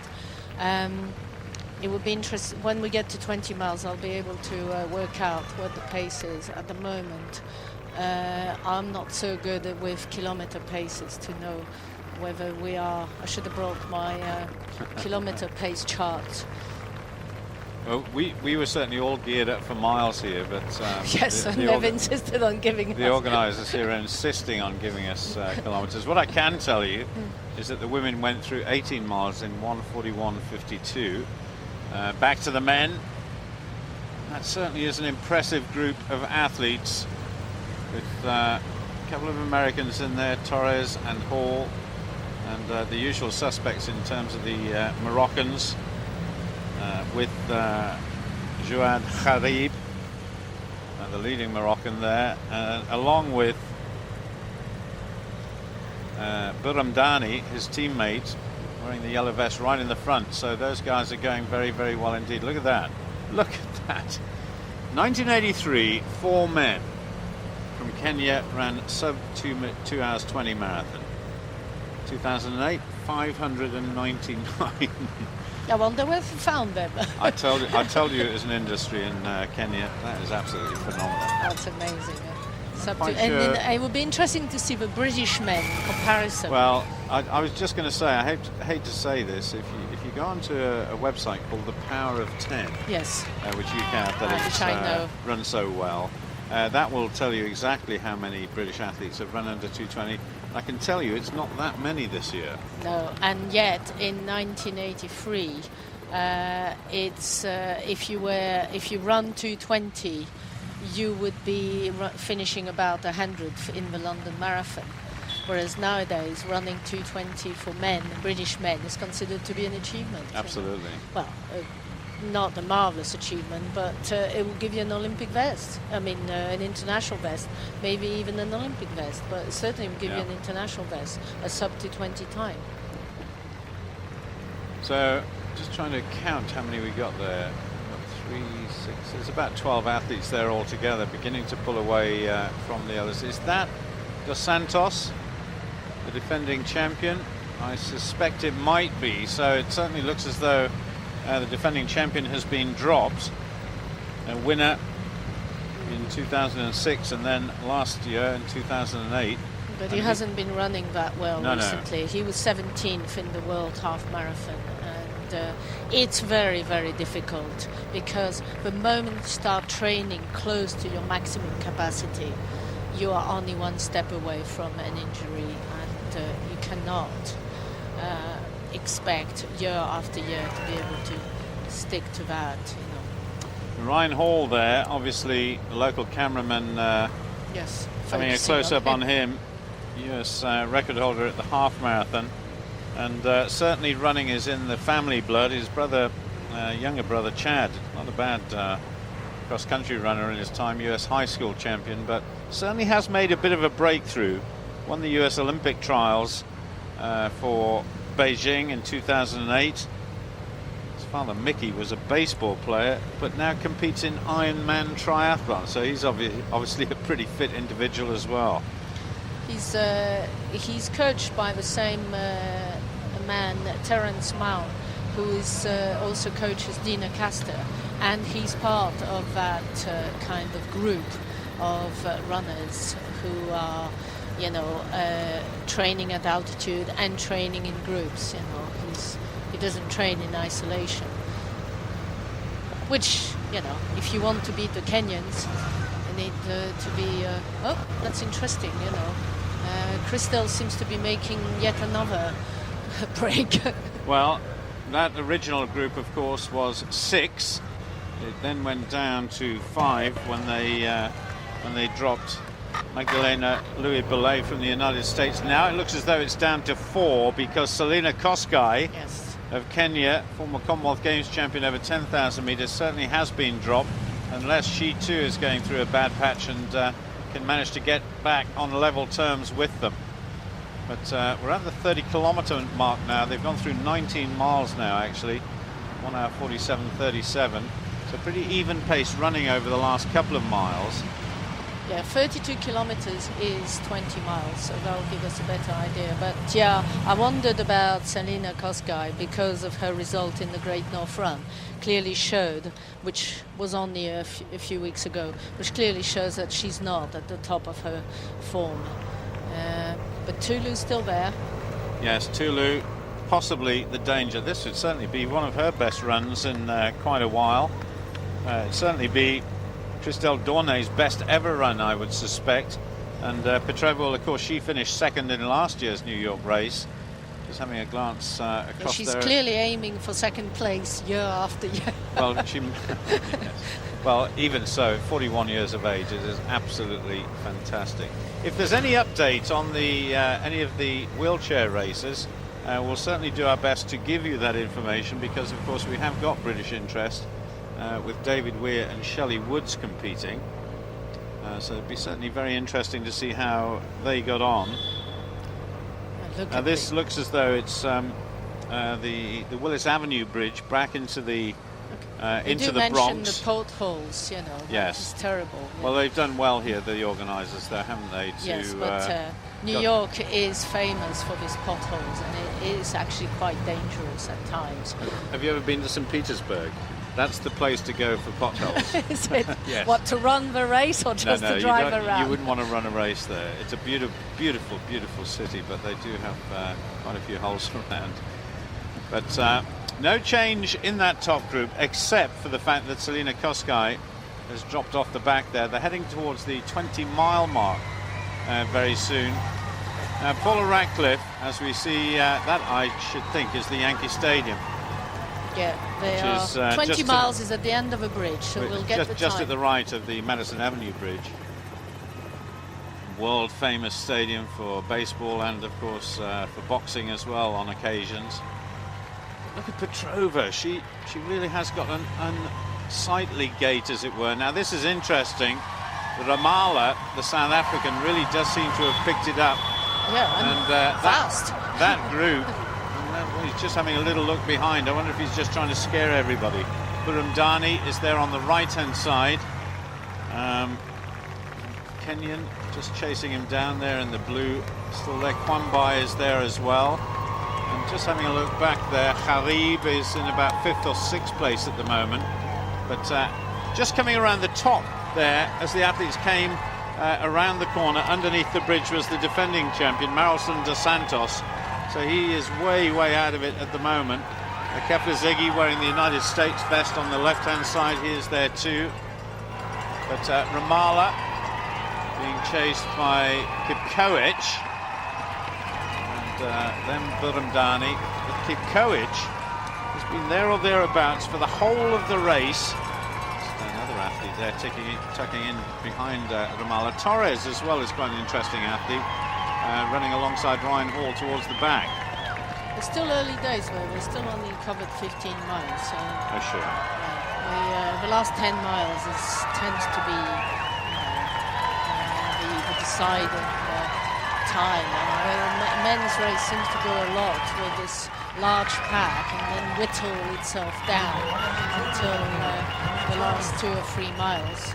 I wonder how many half marathons and marathons Henrik Ramallah has run during his lifetime. In every major city centre marathon that you ever read about or watch, he always seems to be there. He's a remarkable athlete, really, at 37 years old. New York Marathon winner back in 2004, and then all of his marathons, well, he's done well in London. He's done 25 marathons 25 altogether. marathons, which is quite an impressive number, yes. He's won the Great North Run 3 times, so he's very well known up in the northeast of England. And he was 5th in London this year. Yeah, not a bad performance. He came 5th in the New York half marathon as well.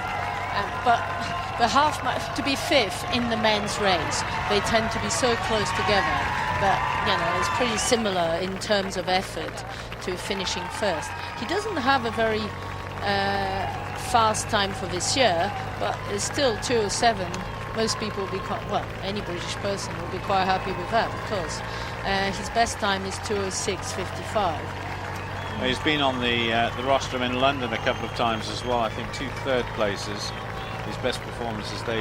He's finished inside the top 6 on about 4 or 5 occasions, I think. Including this year. Yeah, but look at this. They're really beginning to spread out now. Burumdani, along with Kipkoech, are really beginning to push the pace along.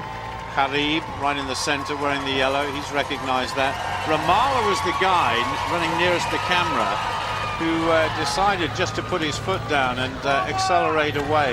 And that really has begun to split this field wide open. Yeah, as I say, I think Garib, you know, I mean, I pronounce it the French way with him being from Morocco. So Garib as opposed to Harib. Jawad, he's run 2:5, and I think personally he's quite capable of running an awful lot faster.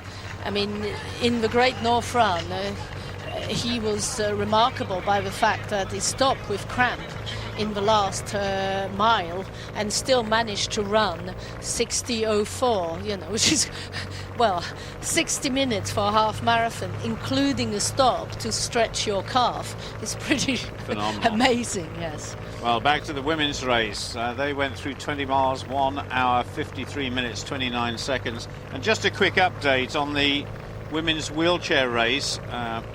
Great Britain getting on the medal rostrum. Shelley Woods came in second place behind her arch rival, Edith Hunkela. And those two really have had some great races together over the last few years.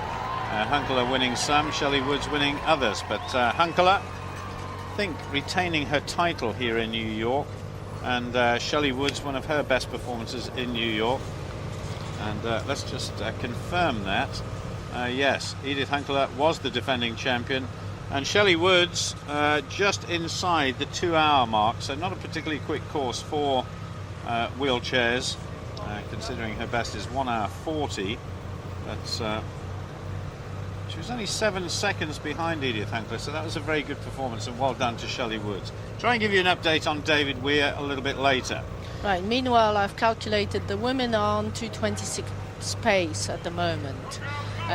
So they have speeded up from the halfway mark where they were on 2:28 pace, and but it is quite remarkable that at no point, we're now at 20 miles and Paula has still not made a decisive break for home, has she?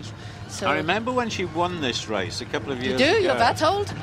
Yeah, and her sustained effort in terms of breaking away from the athlete who's in second place, and I can't remember who that was. I think it was a Kenyan. Gaucho, I think, was behind her but at the time. She left it until about 2 miles to go, and then she really did go for it. So perhaps that might be in her mind here, but unusual for Paula to be surrounded by 3 other athletes at this stage in a marathon race. Although, once again, let's emphasise, she is on the comeback trail here. She is a bit ring rusty as far as racing is concerned, but she knew that she'd come here in good shape. It's back to the men. There's still about 12 athletes in that chase, in that leading group, rather. I think you're talking about in 2007, yeah, when she was with Jetewami and in Central Park, and they, you know, there was just the 2 of them in Central Park through all the little hills and ups and down, and she didn't break the other, well, Jete, until really the last mile, and she still managed to get 20 seconds ahead of Jetewami in that very last mile. So Ramallah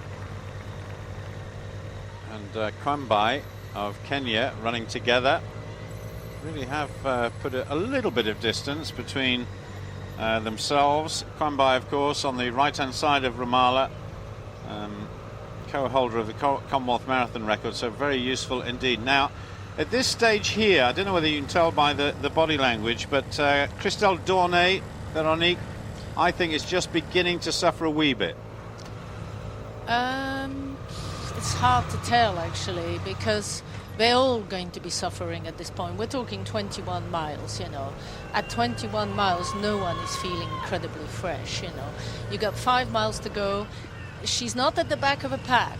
A sure sign that somebody is not feeling too good is when they go from the front to the back. And at the moment, they're pretty much running together as a close pack. And I think it's impossible. And of course, Ludmila is still there. She's still sticking to Paula like glue, you know. Just, she must have her eyes totally focused on Paula's shot. Just a little statistic here, which you may be interested in. Just having a look at Dorota Tulu's marathon record.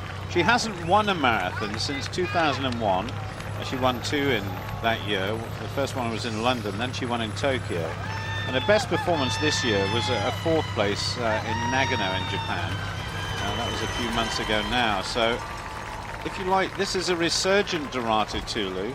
As you said earlier, she is 37 years old. She has got 6 children, but she's still running pretty much at the top of her game. I know her lifetime best is 2:23, but all of the athletes here are running slower than that at the moment. And Dorota Tulu, just at the back of that leading group, has been quite happy for the whole of this race, just to stick with the leading group, not really to make her mark on the leading group or to take on the pace, unlike Paula and unlike Christelle Dornay.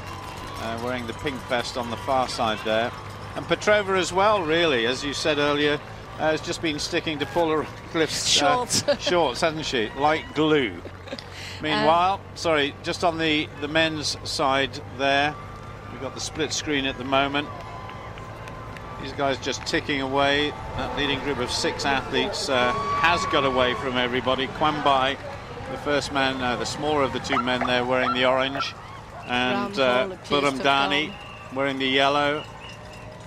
And first American is Kefler Ziggy there wearing the white vest. Goodness only knows where they've gone now.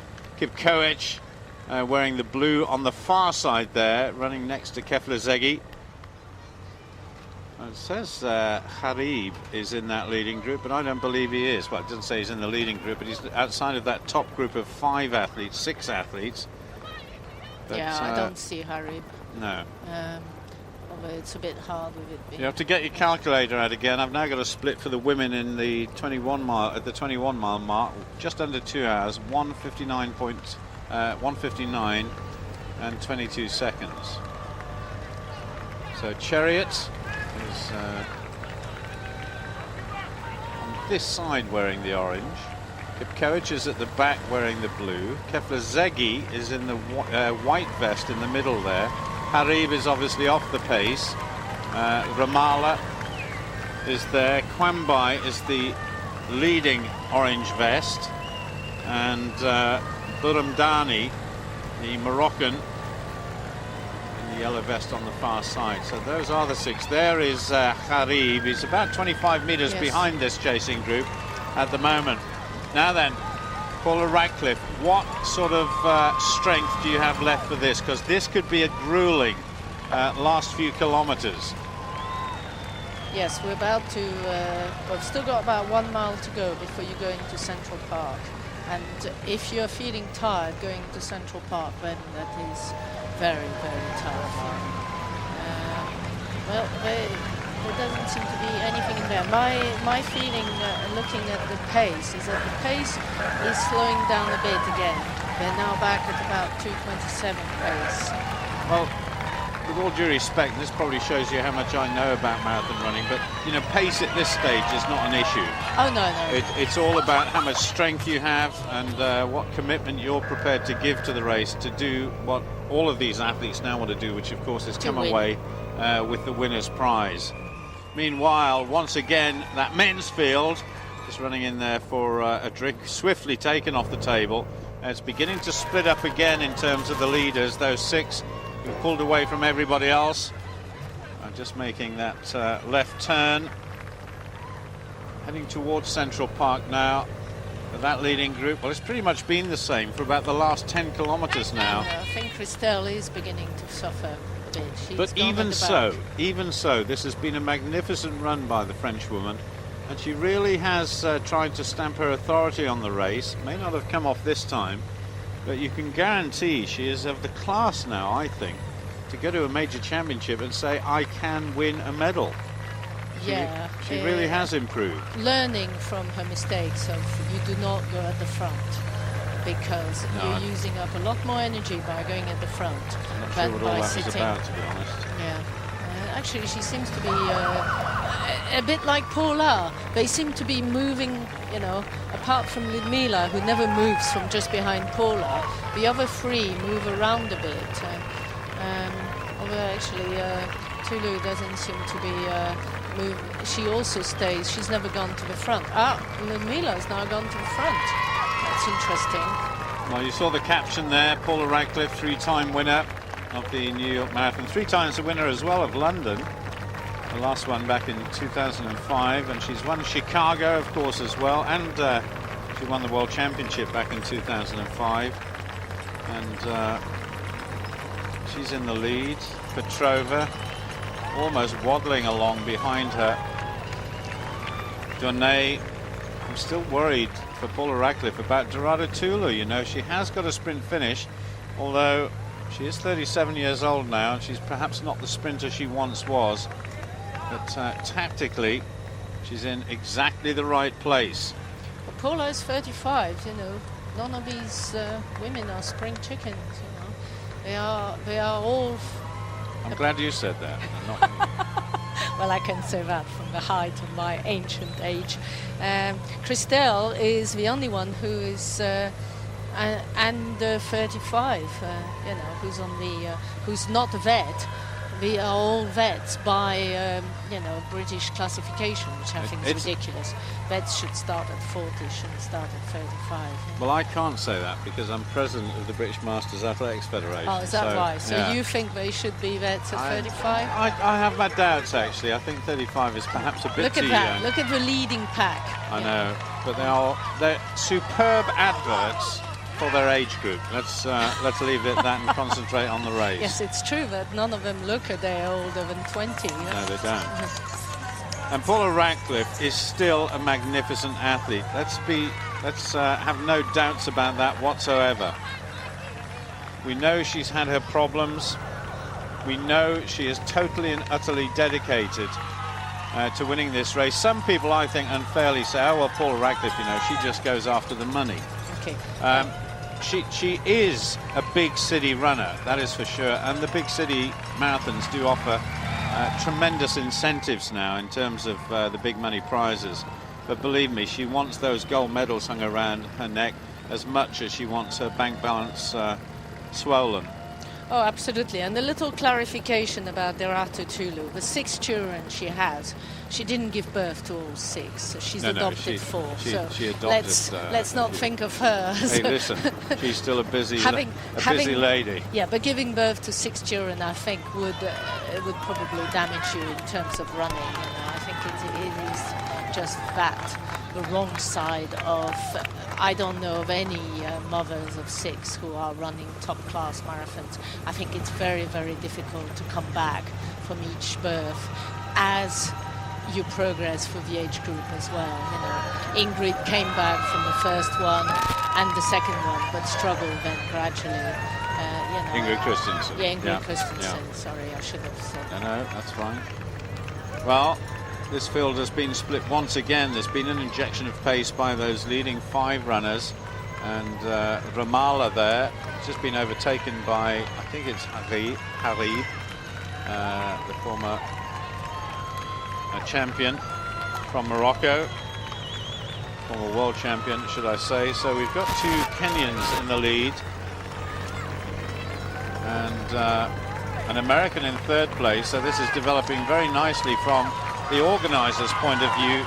They've wanted an American to challenge in this event for quite a few years, and I think everybody expected Ryan Hall to be the one who would challenge, but in fact it's Meb Keflezighi of the USA. His best result this year was a 9th place in London back in April. He's obviously been putting in a few miles since then, but Kwambai and Chariot, the 2 at the front there, and still the other Moroccan, Abderrahmani Burumdani, who we thought originally was a pacemaker. It's just because his name's so long we couldn't read what it said, but Burumdani wearing the yellow on the right-hand side, still there as we go back and see the women who've been through 22 miles in 2 hours 5 minutes and 6 seconds, so still sustaining a pace there, and Petrova happy to lead. Now this is quite interesting. Yes.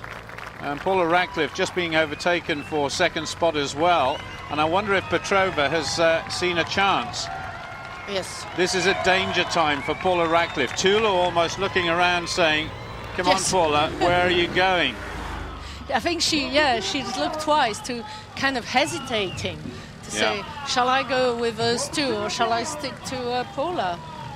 Well, we know what guts and determination Paula Radcliffe has. I just hope to goodness she can't feel the first signs of another injury, and she's just running through it, because that's the last thing she wants. Going to Central Park is not good if you're feeling like that, and she does seem to be struggling to hang on to them. Yes, and she's in pain. Look at her face. Oh dear me. This is not good for Paula Radcliffe.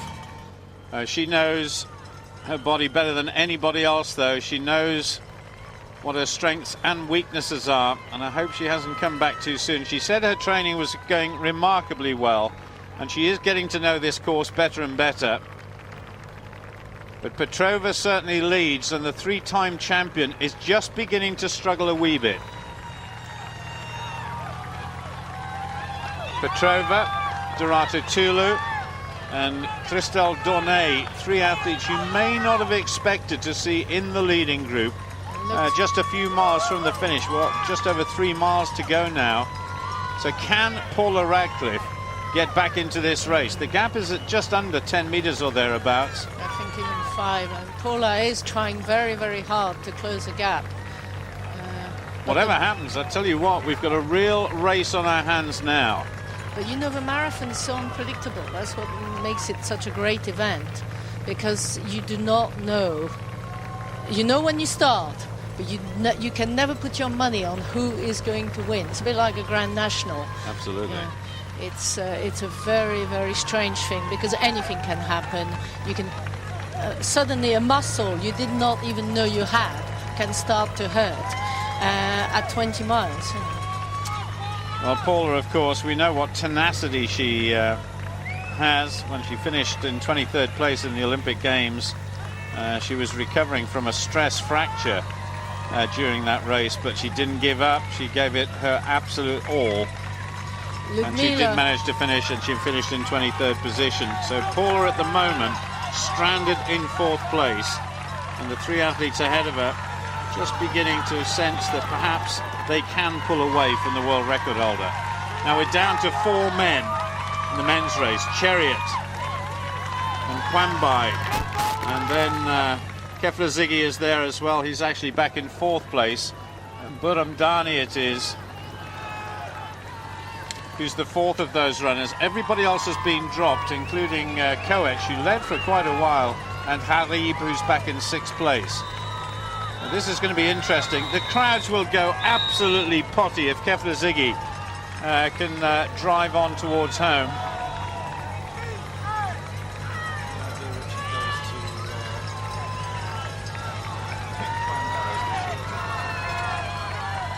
So Kwambai, James Kwambai.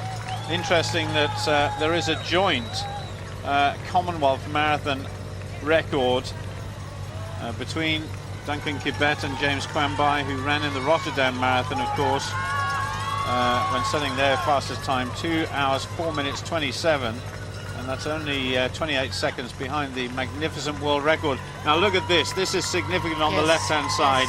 Paula Radcliffe has lost a good few meters in about the last 400 from that leading group of 3. And the leading group of 3, in a way, hesitated a bit, and then, as soon as Ludmila decided to go, Christelle went with Ludmila, and Tulu, again, hesitated even more, looking behind, and went.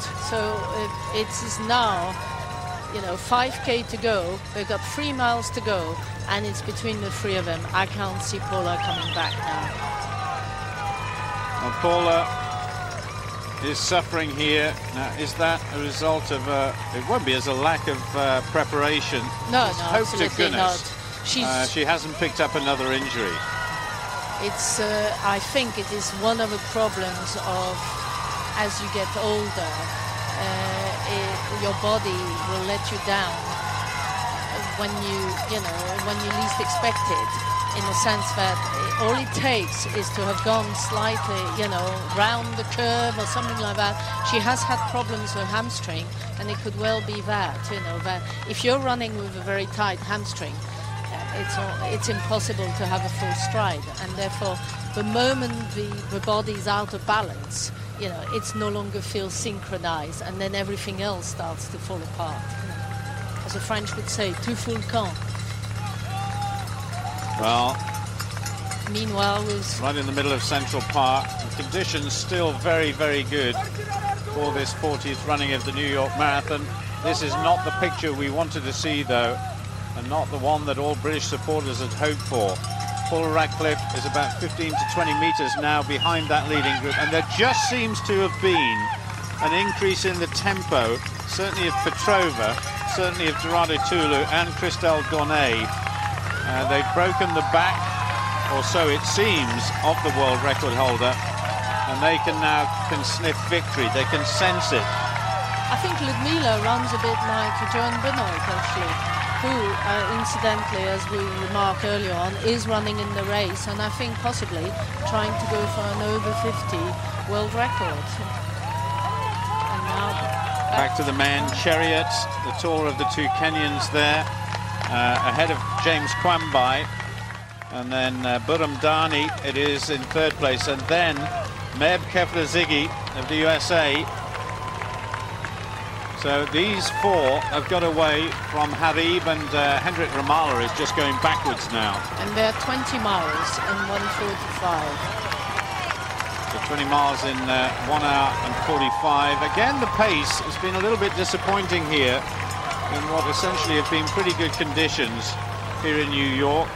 But it is an up and down course. There is a very, very steep incline right at the beginning of the race, and then another one or 2 little dips, but there are so many bridges here in the city of New York, and now Ludmila Petrova is beginning to push on, and this is incredible. Dorado Tulu is staying with her.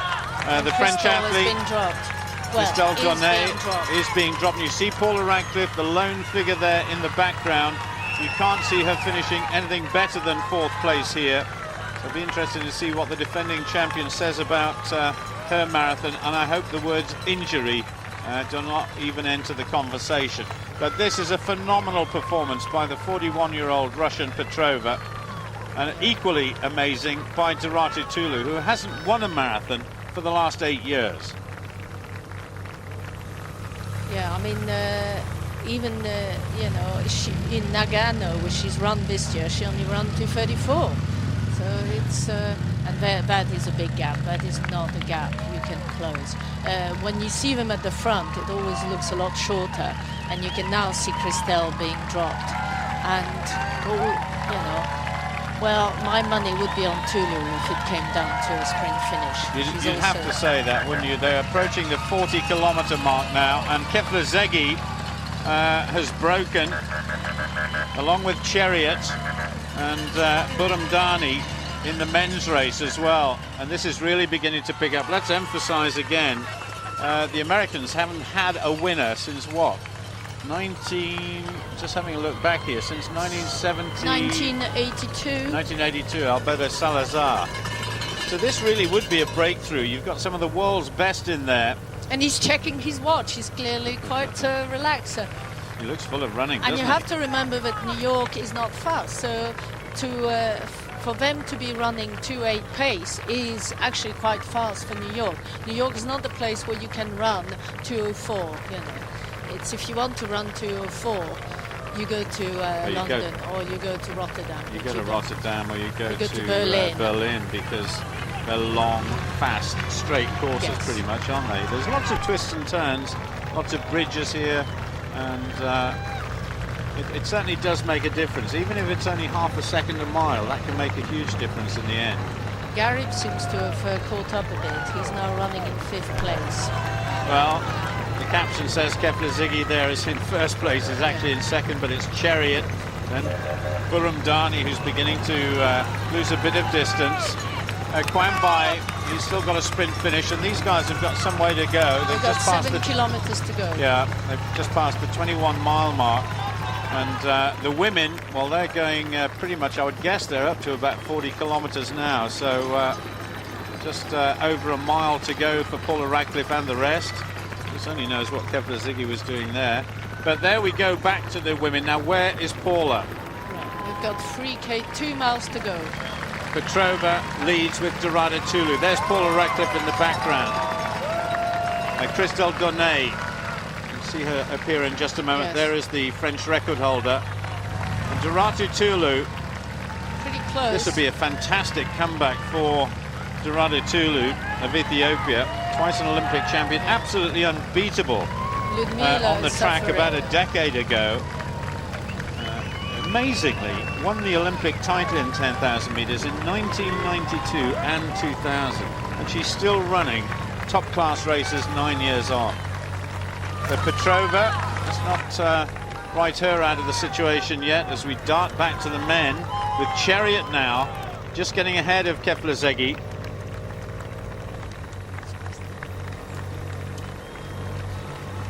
So Keplezigi's got to dig in hard. Surprise Olympic marathon silver medalist back in Athens in 2004. Do you think that was Michelle Ross-Cope that the guys had just run past? Or Kim Falk, but it's a British woman.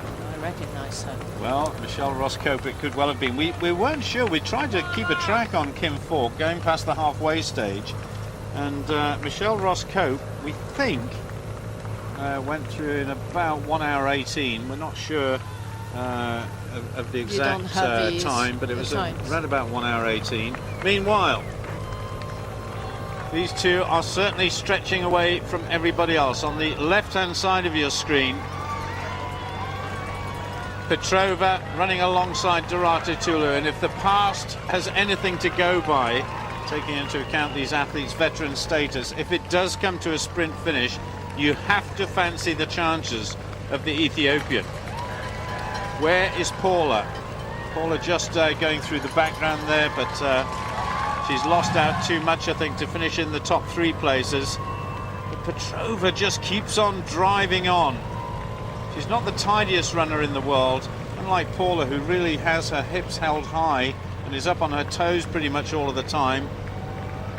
Petrova is just a gritty, determined runner, and they've certainly put some distance between themselves and Christelle Donnet at the moment. And they've got a mile to go.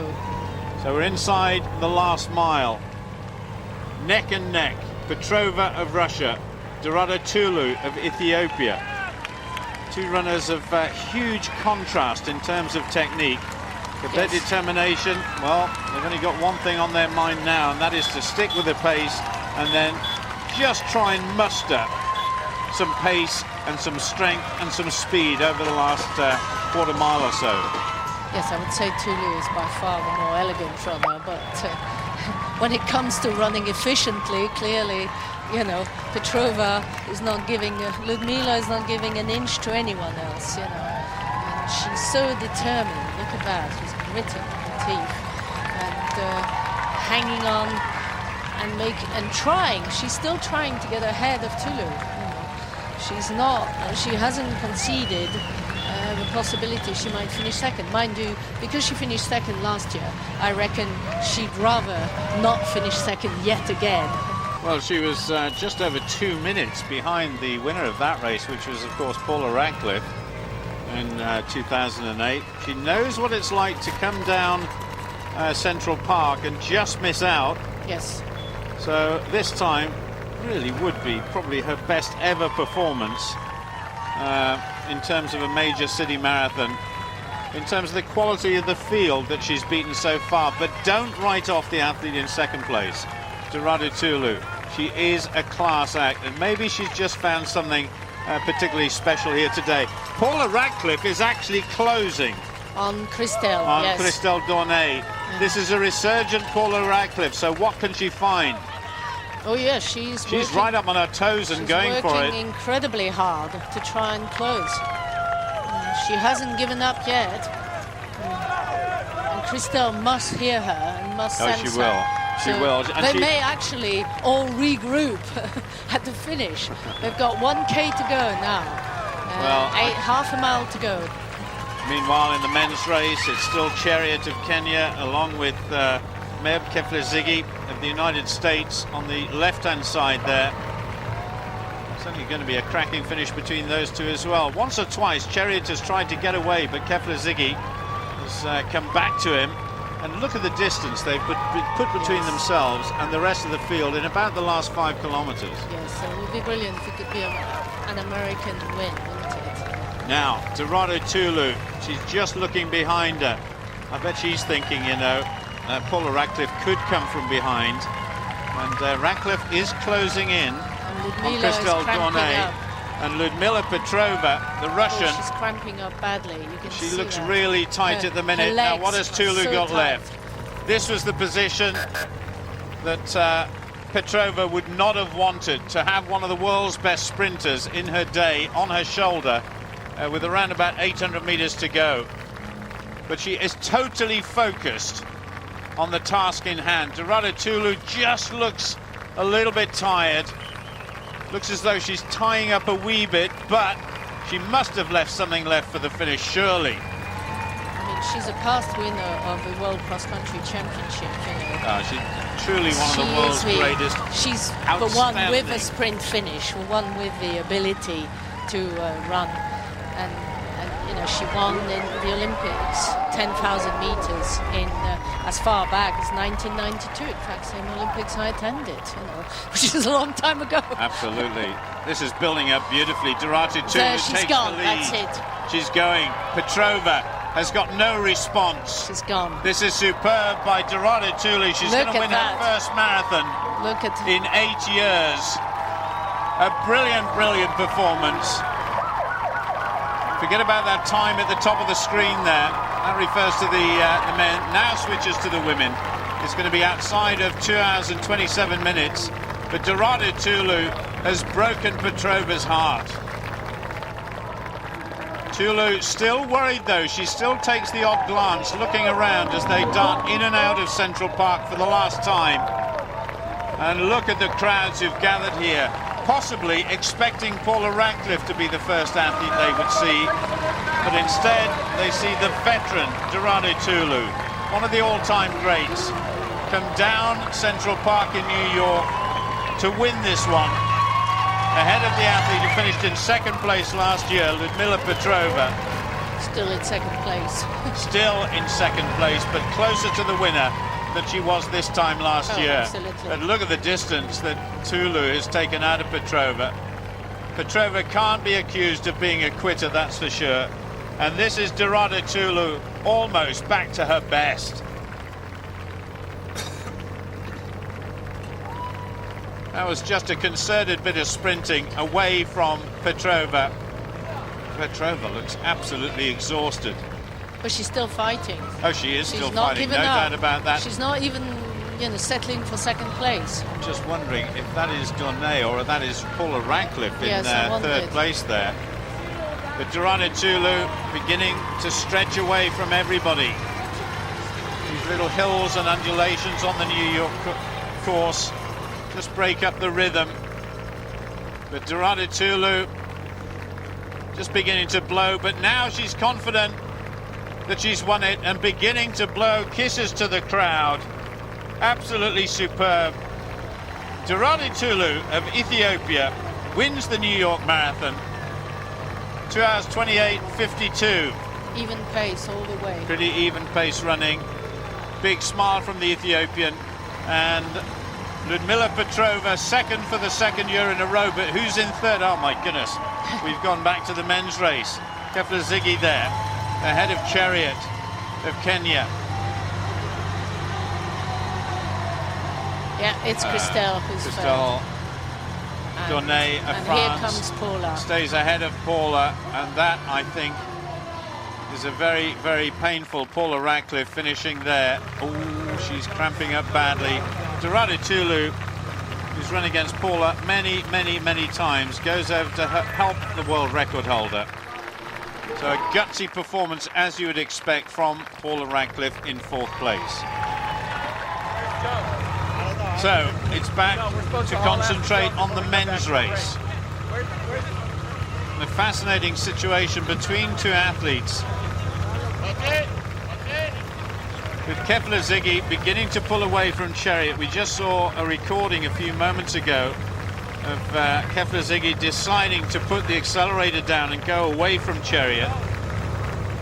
He's got a mile and a half to go. A very good run from Kefler-Ziggy. His Yes. lifetime And best it's full of performance, 2:09.21. Be pretty close to that. And the Americans, well, I just wonder if they can appreciate how long it is since we've had an American champion in the host city. Bill Rogers won the very first New York Marathon. He repeated that on 3 other occasions up to 1979. Then Alberto Salazar won it 3 times in a row. And those are the only American men ever to have won the New York City Marathon. But maybe now we will have another American winning one of the big city marathons that the world has to offer.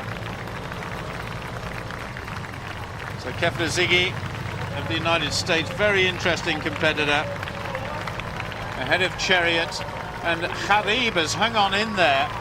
Thought he was really struggling, just coming around that right-hand bend, wearing the yellow vest, but he's a good 250 meters behind Chariot. But Kefler-Ziggy started off his marathon career back in 2002, where he finished 9th in this race. As we were saying earlier, he got a silver medal in the Athens Olympics on a desperately hot day. And I don't think he's ever won a marathon in his career. So this would be a first for him. He's won a good few half marathons. He's won the American Championships too. So this has got to go down as his best ever effort at 34 years old. Yeah, I mean, he's been 3rd in New York. He's been 2nd in New York twice, I think. And so clearly this is about time he won it, you know. He's also, of course, got the Olympic silver medal in 2004. Last year, he had food poisoning in 2006, where he finished 21st in New York. Yes, he's finished once 3rd and once 2nd, so he was due for 1st place. Well, the Americans certainly cheering on the American in 1st place. That's obviously who he's running for, isn't it? Yes. The United States, but he's beating a man, Robert Chariot, who was the first ever World Marathon Majors champion. And this accumulation of, I think it's 5 majors, isn't it? That he won in 2006, 2007, where he won a check for about $500,000. Now, he belongs, interestingly, Kefler-Ziggy belongs to the same training group as Dino Castro and Ryan Hall. So, clearly it's working. It's a classy group of athletes, isn't it? But the race is not over. Chariot is still within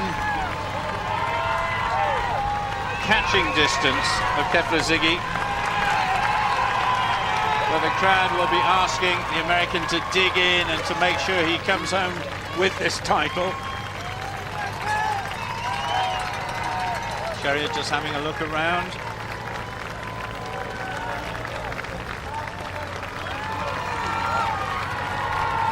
It's certainly going to be interesting to see what the papers say about Paula Radcliffe's 4th place in the women's race earlier on. And it certainly was a magnificent victory by Dorada Tulu. There she is, taking the plaudits everywhere the Ethiopians go in the world. They always find incredible support. Meanwhile, just over 2 hours, 2 minutes run for Meb Kefler-Ziggy. became a US citizen on July the 2nd, way back in 1998, and lives in the wonderful sounding place of Mammoth Lakes in California. And that's way up at altitude, so that's got to help him. Yeah, I mean, that's he lives at 2,000 meters high, and it's a perfect place, obviously, for training. And well, they say you should live high up. 7,200 feet is high up, and train a bit lower. And so that would be perfect. So he must. He's clearly still full of running. He does not seem to be slowing down, whereas his style is not indicating, just like Tulu, you know. She suddenly, when she went, you know, looked still full of running. He is doing the same, and he was 9th in London in 2009. So this is quite a big turnaround in terms of result. I'll tell you what, apart from anything else, he looks so relaxed. He looks confident. Yes. And at this stage in a marathon, that above all is what you want. He's got a bounce in his step. His stride length hasn't diminished.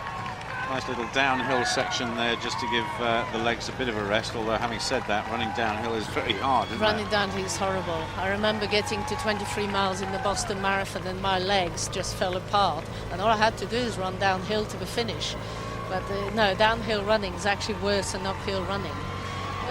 It's almost something you have to specifically train for. You can't do downhill running that fast and not suffer consequences. But yes, it's always, if you're running in first place, you also tend to look better than whoever's running in second place, because the victory at the finish gives you wings. Just heard that Michelle Roscoe is still out there on the course. She's gone through 24 miles at this time. 2:34 her time at 24 miles, so still got a little way to go. Yeah, so she's going to finish outside the 40. But this guy has left his best till last, I think. Meb Gefler-Ziggy of the USA, one of the fastest of all time. Robert Chariot behind him. 2:07.14 is lifetime best, but that dates back to 2006. But he's been so consistent over the last few years. But this guy will win the big one. The big one for him, the big one for the American athletics supporters, and the big one, I guess, as well for American television. This is going to make network TV pictures all over the United States. Got to go through another mile and a bit yet, so it's not going to be a particularly fast time. No, he's in the final kilometer. He's only got a kilometer to go. Yes, he has. I beg your pardon. Yeah, so he'll finish under 2:10, because it takes about 3 minutes to run a kilometer, and the pace he's going at probably less than 3 minutes. He's going well, isn't he? Yeah. Perhaps a new name to watch out for by the time we get to the major championships, although, well, to be said, hang on a second, he's already done quite well. He's got his silver medal at the Olympics. But the Americans, interestingly enough, haven't got a global championship now for a couple of years, have they? So next World Championships in 2011. It might start a resurgence of running in the running boom. In terms of, you were saying how the Americans seems to have found a good formula, and this might actually be the icing on the cake that they needed to relaunch road running and athletics. Well, the Americans are certainly doing something right at the moment, because their men's and women's track and field team are doing well. Their road runners, obviously, as you can see now, are doing well. And proving you don't have to be Kenyan or, Ethiopian in order to do well on the road. No. That's great. I remember John Mayock, a British distance runner, saying that he went to train with the Moroccans once. Yes. And it was punishing. It really was like nothing else he'd ever experienced. And that was when he knew exactly what he had to do if he wanted to compete with the best.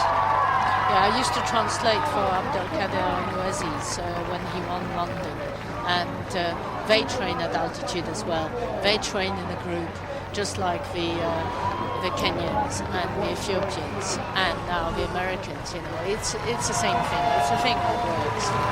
Altitude, training together, and, you know, running each other into the ground time and time again, and coming back the next day, basically, and facing the same people. And it's not everybody's will be, you know, the fastest. Each day will be a different person coming off on top. Well, one thing's for sure, when this guy crosses the line, everybody will want to talk to him.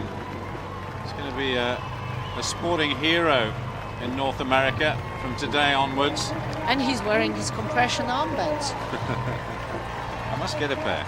So You Kefler think that'll Ziggy. make you run faster? No, it certainly won't in my case, but Kefler Ziggy waving to the crowd. He's beaten the world's best. Oh yes, He's beaten Robert Chariot of Kenya. He's beaten Habib, the former world champion, and now establishes himself as #1 in New York on the 40th occasion of the running of this event. Well, the American public could not have had a better present. Meb Keflezighi will be the winner of the New York Marathon in 2009, just outside of 2 hours and 9 minutes. Big smile from Keflezighi. Meb Keflezighi is the men's champion. 2 hours, 9 minutes, 13 seconds. And he will let it sink in, I am sure. Kisses the ground to say thank you very, very much. He's had tremendous support. And I wonder how many Americans thought he could win here today. The fact is, though, he's absolutely destroyed the field. So he joins a long list of fantastic champions, and two very worthy champions we've had here today in Deratu Tulu and Meb Keflezighi of the United States. Here's the man coming in second place, Rob Chariot of Kenya, just inside 2 hours and 10 minutes. Interesting to see who's going to finish in third place. It was Jawad Habib with about 2 miles to go that we understood was in third. But there was another very good Kenyan, James Kwambai, who was challenging him, I think. There he is, there's Habib. World champion back in 2003. World champion again, the same year that Paula Radcliffe won in 2005. Completes another very successful marathon for him. So Habib finishes in third place. Chariot will be very happy with second place since he finished. He did not finish the Boston Marathon, so this is a good one for the year. Tell you what, it's a long time since Americans have won first and fourth place. Yes, I was going to say. In a big city centre marathon, but Ryan Hall just finishing there. Ryan Hall delighted for his teammate. Yeah, that's great stuff, isn't it? That's wonderful to see. Well, a wonderful day if you're a marathon supporter. Once again in New York, a disappointment for Great Britain and Great Britain's athletes in terms of Paula Radcliffe's comeback race. Maybe we were expecting a little too much of her. Yeah, I really did not think, although she was talking very confidently, I thought she had not raced enough, and unfortunately you do need to race. That's my personal opinion. She'd not raced enough, and I think it's always very dangerous to rely on just one race for the whole year. And the marathon, well, the marathon could have gone anyway because she had had her long runs, and the long runs had gone well. So it could have gone the other way. Unfortunately, injury clearly, curtailed, and I feared that this might happen. I know that. You're not Paula Radcliffe. No, I'm not. We know, I don't have the money. That's very true. But if you were her, what would your inclination be now? Would you go away and have a long rest and rethink your strategy? I'm going to have a child. Really? Yes. Well, I think that certainly she's was part of the punishing plan. her body, and it showed today. She started running marathons in 2002. She's had 7 years. 7 years is a long time in marathon running history. She's been at it for too long. She needs a break. She came back much stronger from giving birth to her daughter. She should go out, do the same again, and see if she can come back 2011. Well, there's a guy that, despite the fact that Meb Keflezighi is 34 years old, I'm sure he's going to be around for a long time to come. Just being congratulated there by Hendrik Ramala. Harib, the man in third place, with the Moroccan flag wrapped around his shoulders.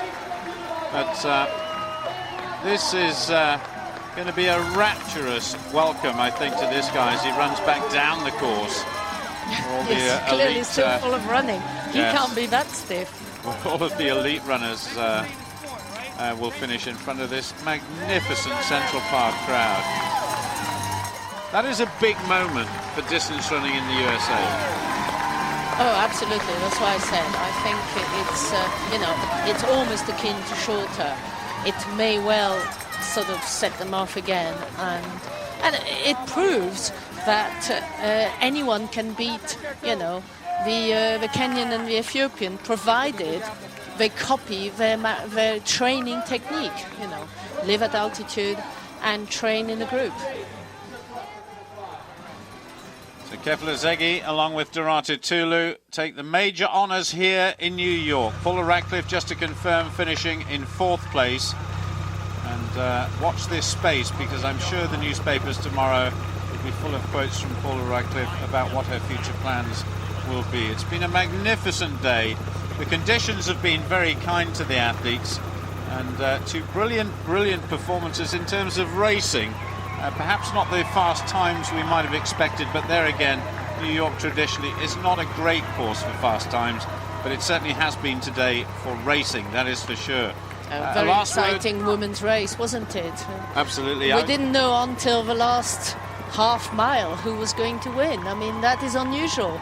In fact, we knew who was going to win the men's race before we knew who was going to win the women's race. Absolutely.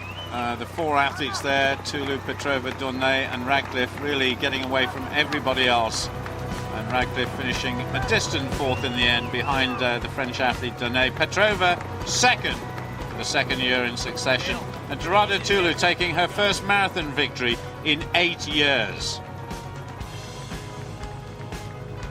As far as the men were concerned, well, it really was a magnificent victory by Keflezighi of the United States, ahead of Chariot, consistently one of the best in the world over the last few years, and Harib of Morocco, world champion twice in the last decade, ahead of Ryan Hall of the United States. So the USA in 1st and 4th place. That, I think, is their best performance ever. And Torres, the other American, they're down in 7th. I think that's probably the first time they've had 3 in the top 8 in this championship. 4 in the top 8. I do beg your pardon. Alcinaga of the USA in 8th place, and unless you have to go back to 1976 when Bill Rogers and Alberto Salazar and the rest were running, that is a tremendous performance by America, but led by Meb Keflezighi, the new champion. So one of the most famous skylines in the world, deep in Manhattan in New York, outside of Central Park. It's been our real pleasure to have brought you this race here today. Paula Radcliffe, disappointing for her as well as it would be for all of her supporters. But Veronique, your everlasting impression of New York 2009, what would that be? Oh, I think it was wonderful. The conditions were actually quite good. The rain, the predicted rain never happened, but we had a wonderful time, and we never knew what was going to happen. I mean, it can be so boring if you just see one person from start to finish. So, yes, I think very sad for Paula, but I think she'll be back. I don't think we should write her off yet. We certainly hope so. There is Dorata Tulu, the winner of the women's race. Just a reminder, Paula Radcliffe finishing in 4th place. Goodbye from New York, and we'll see you again soon. Bye-bye. Bye.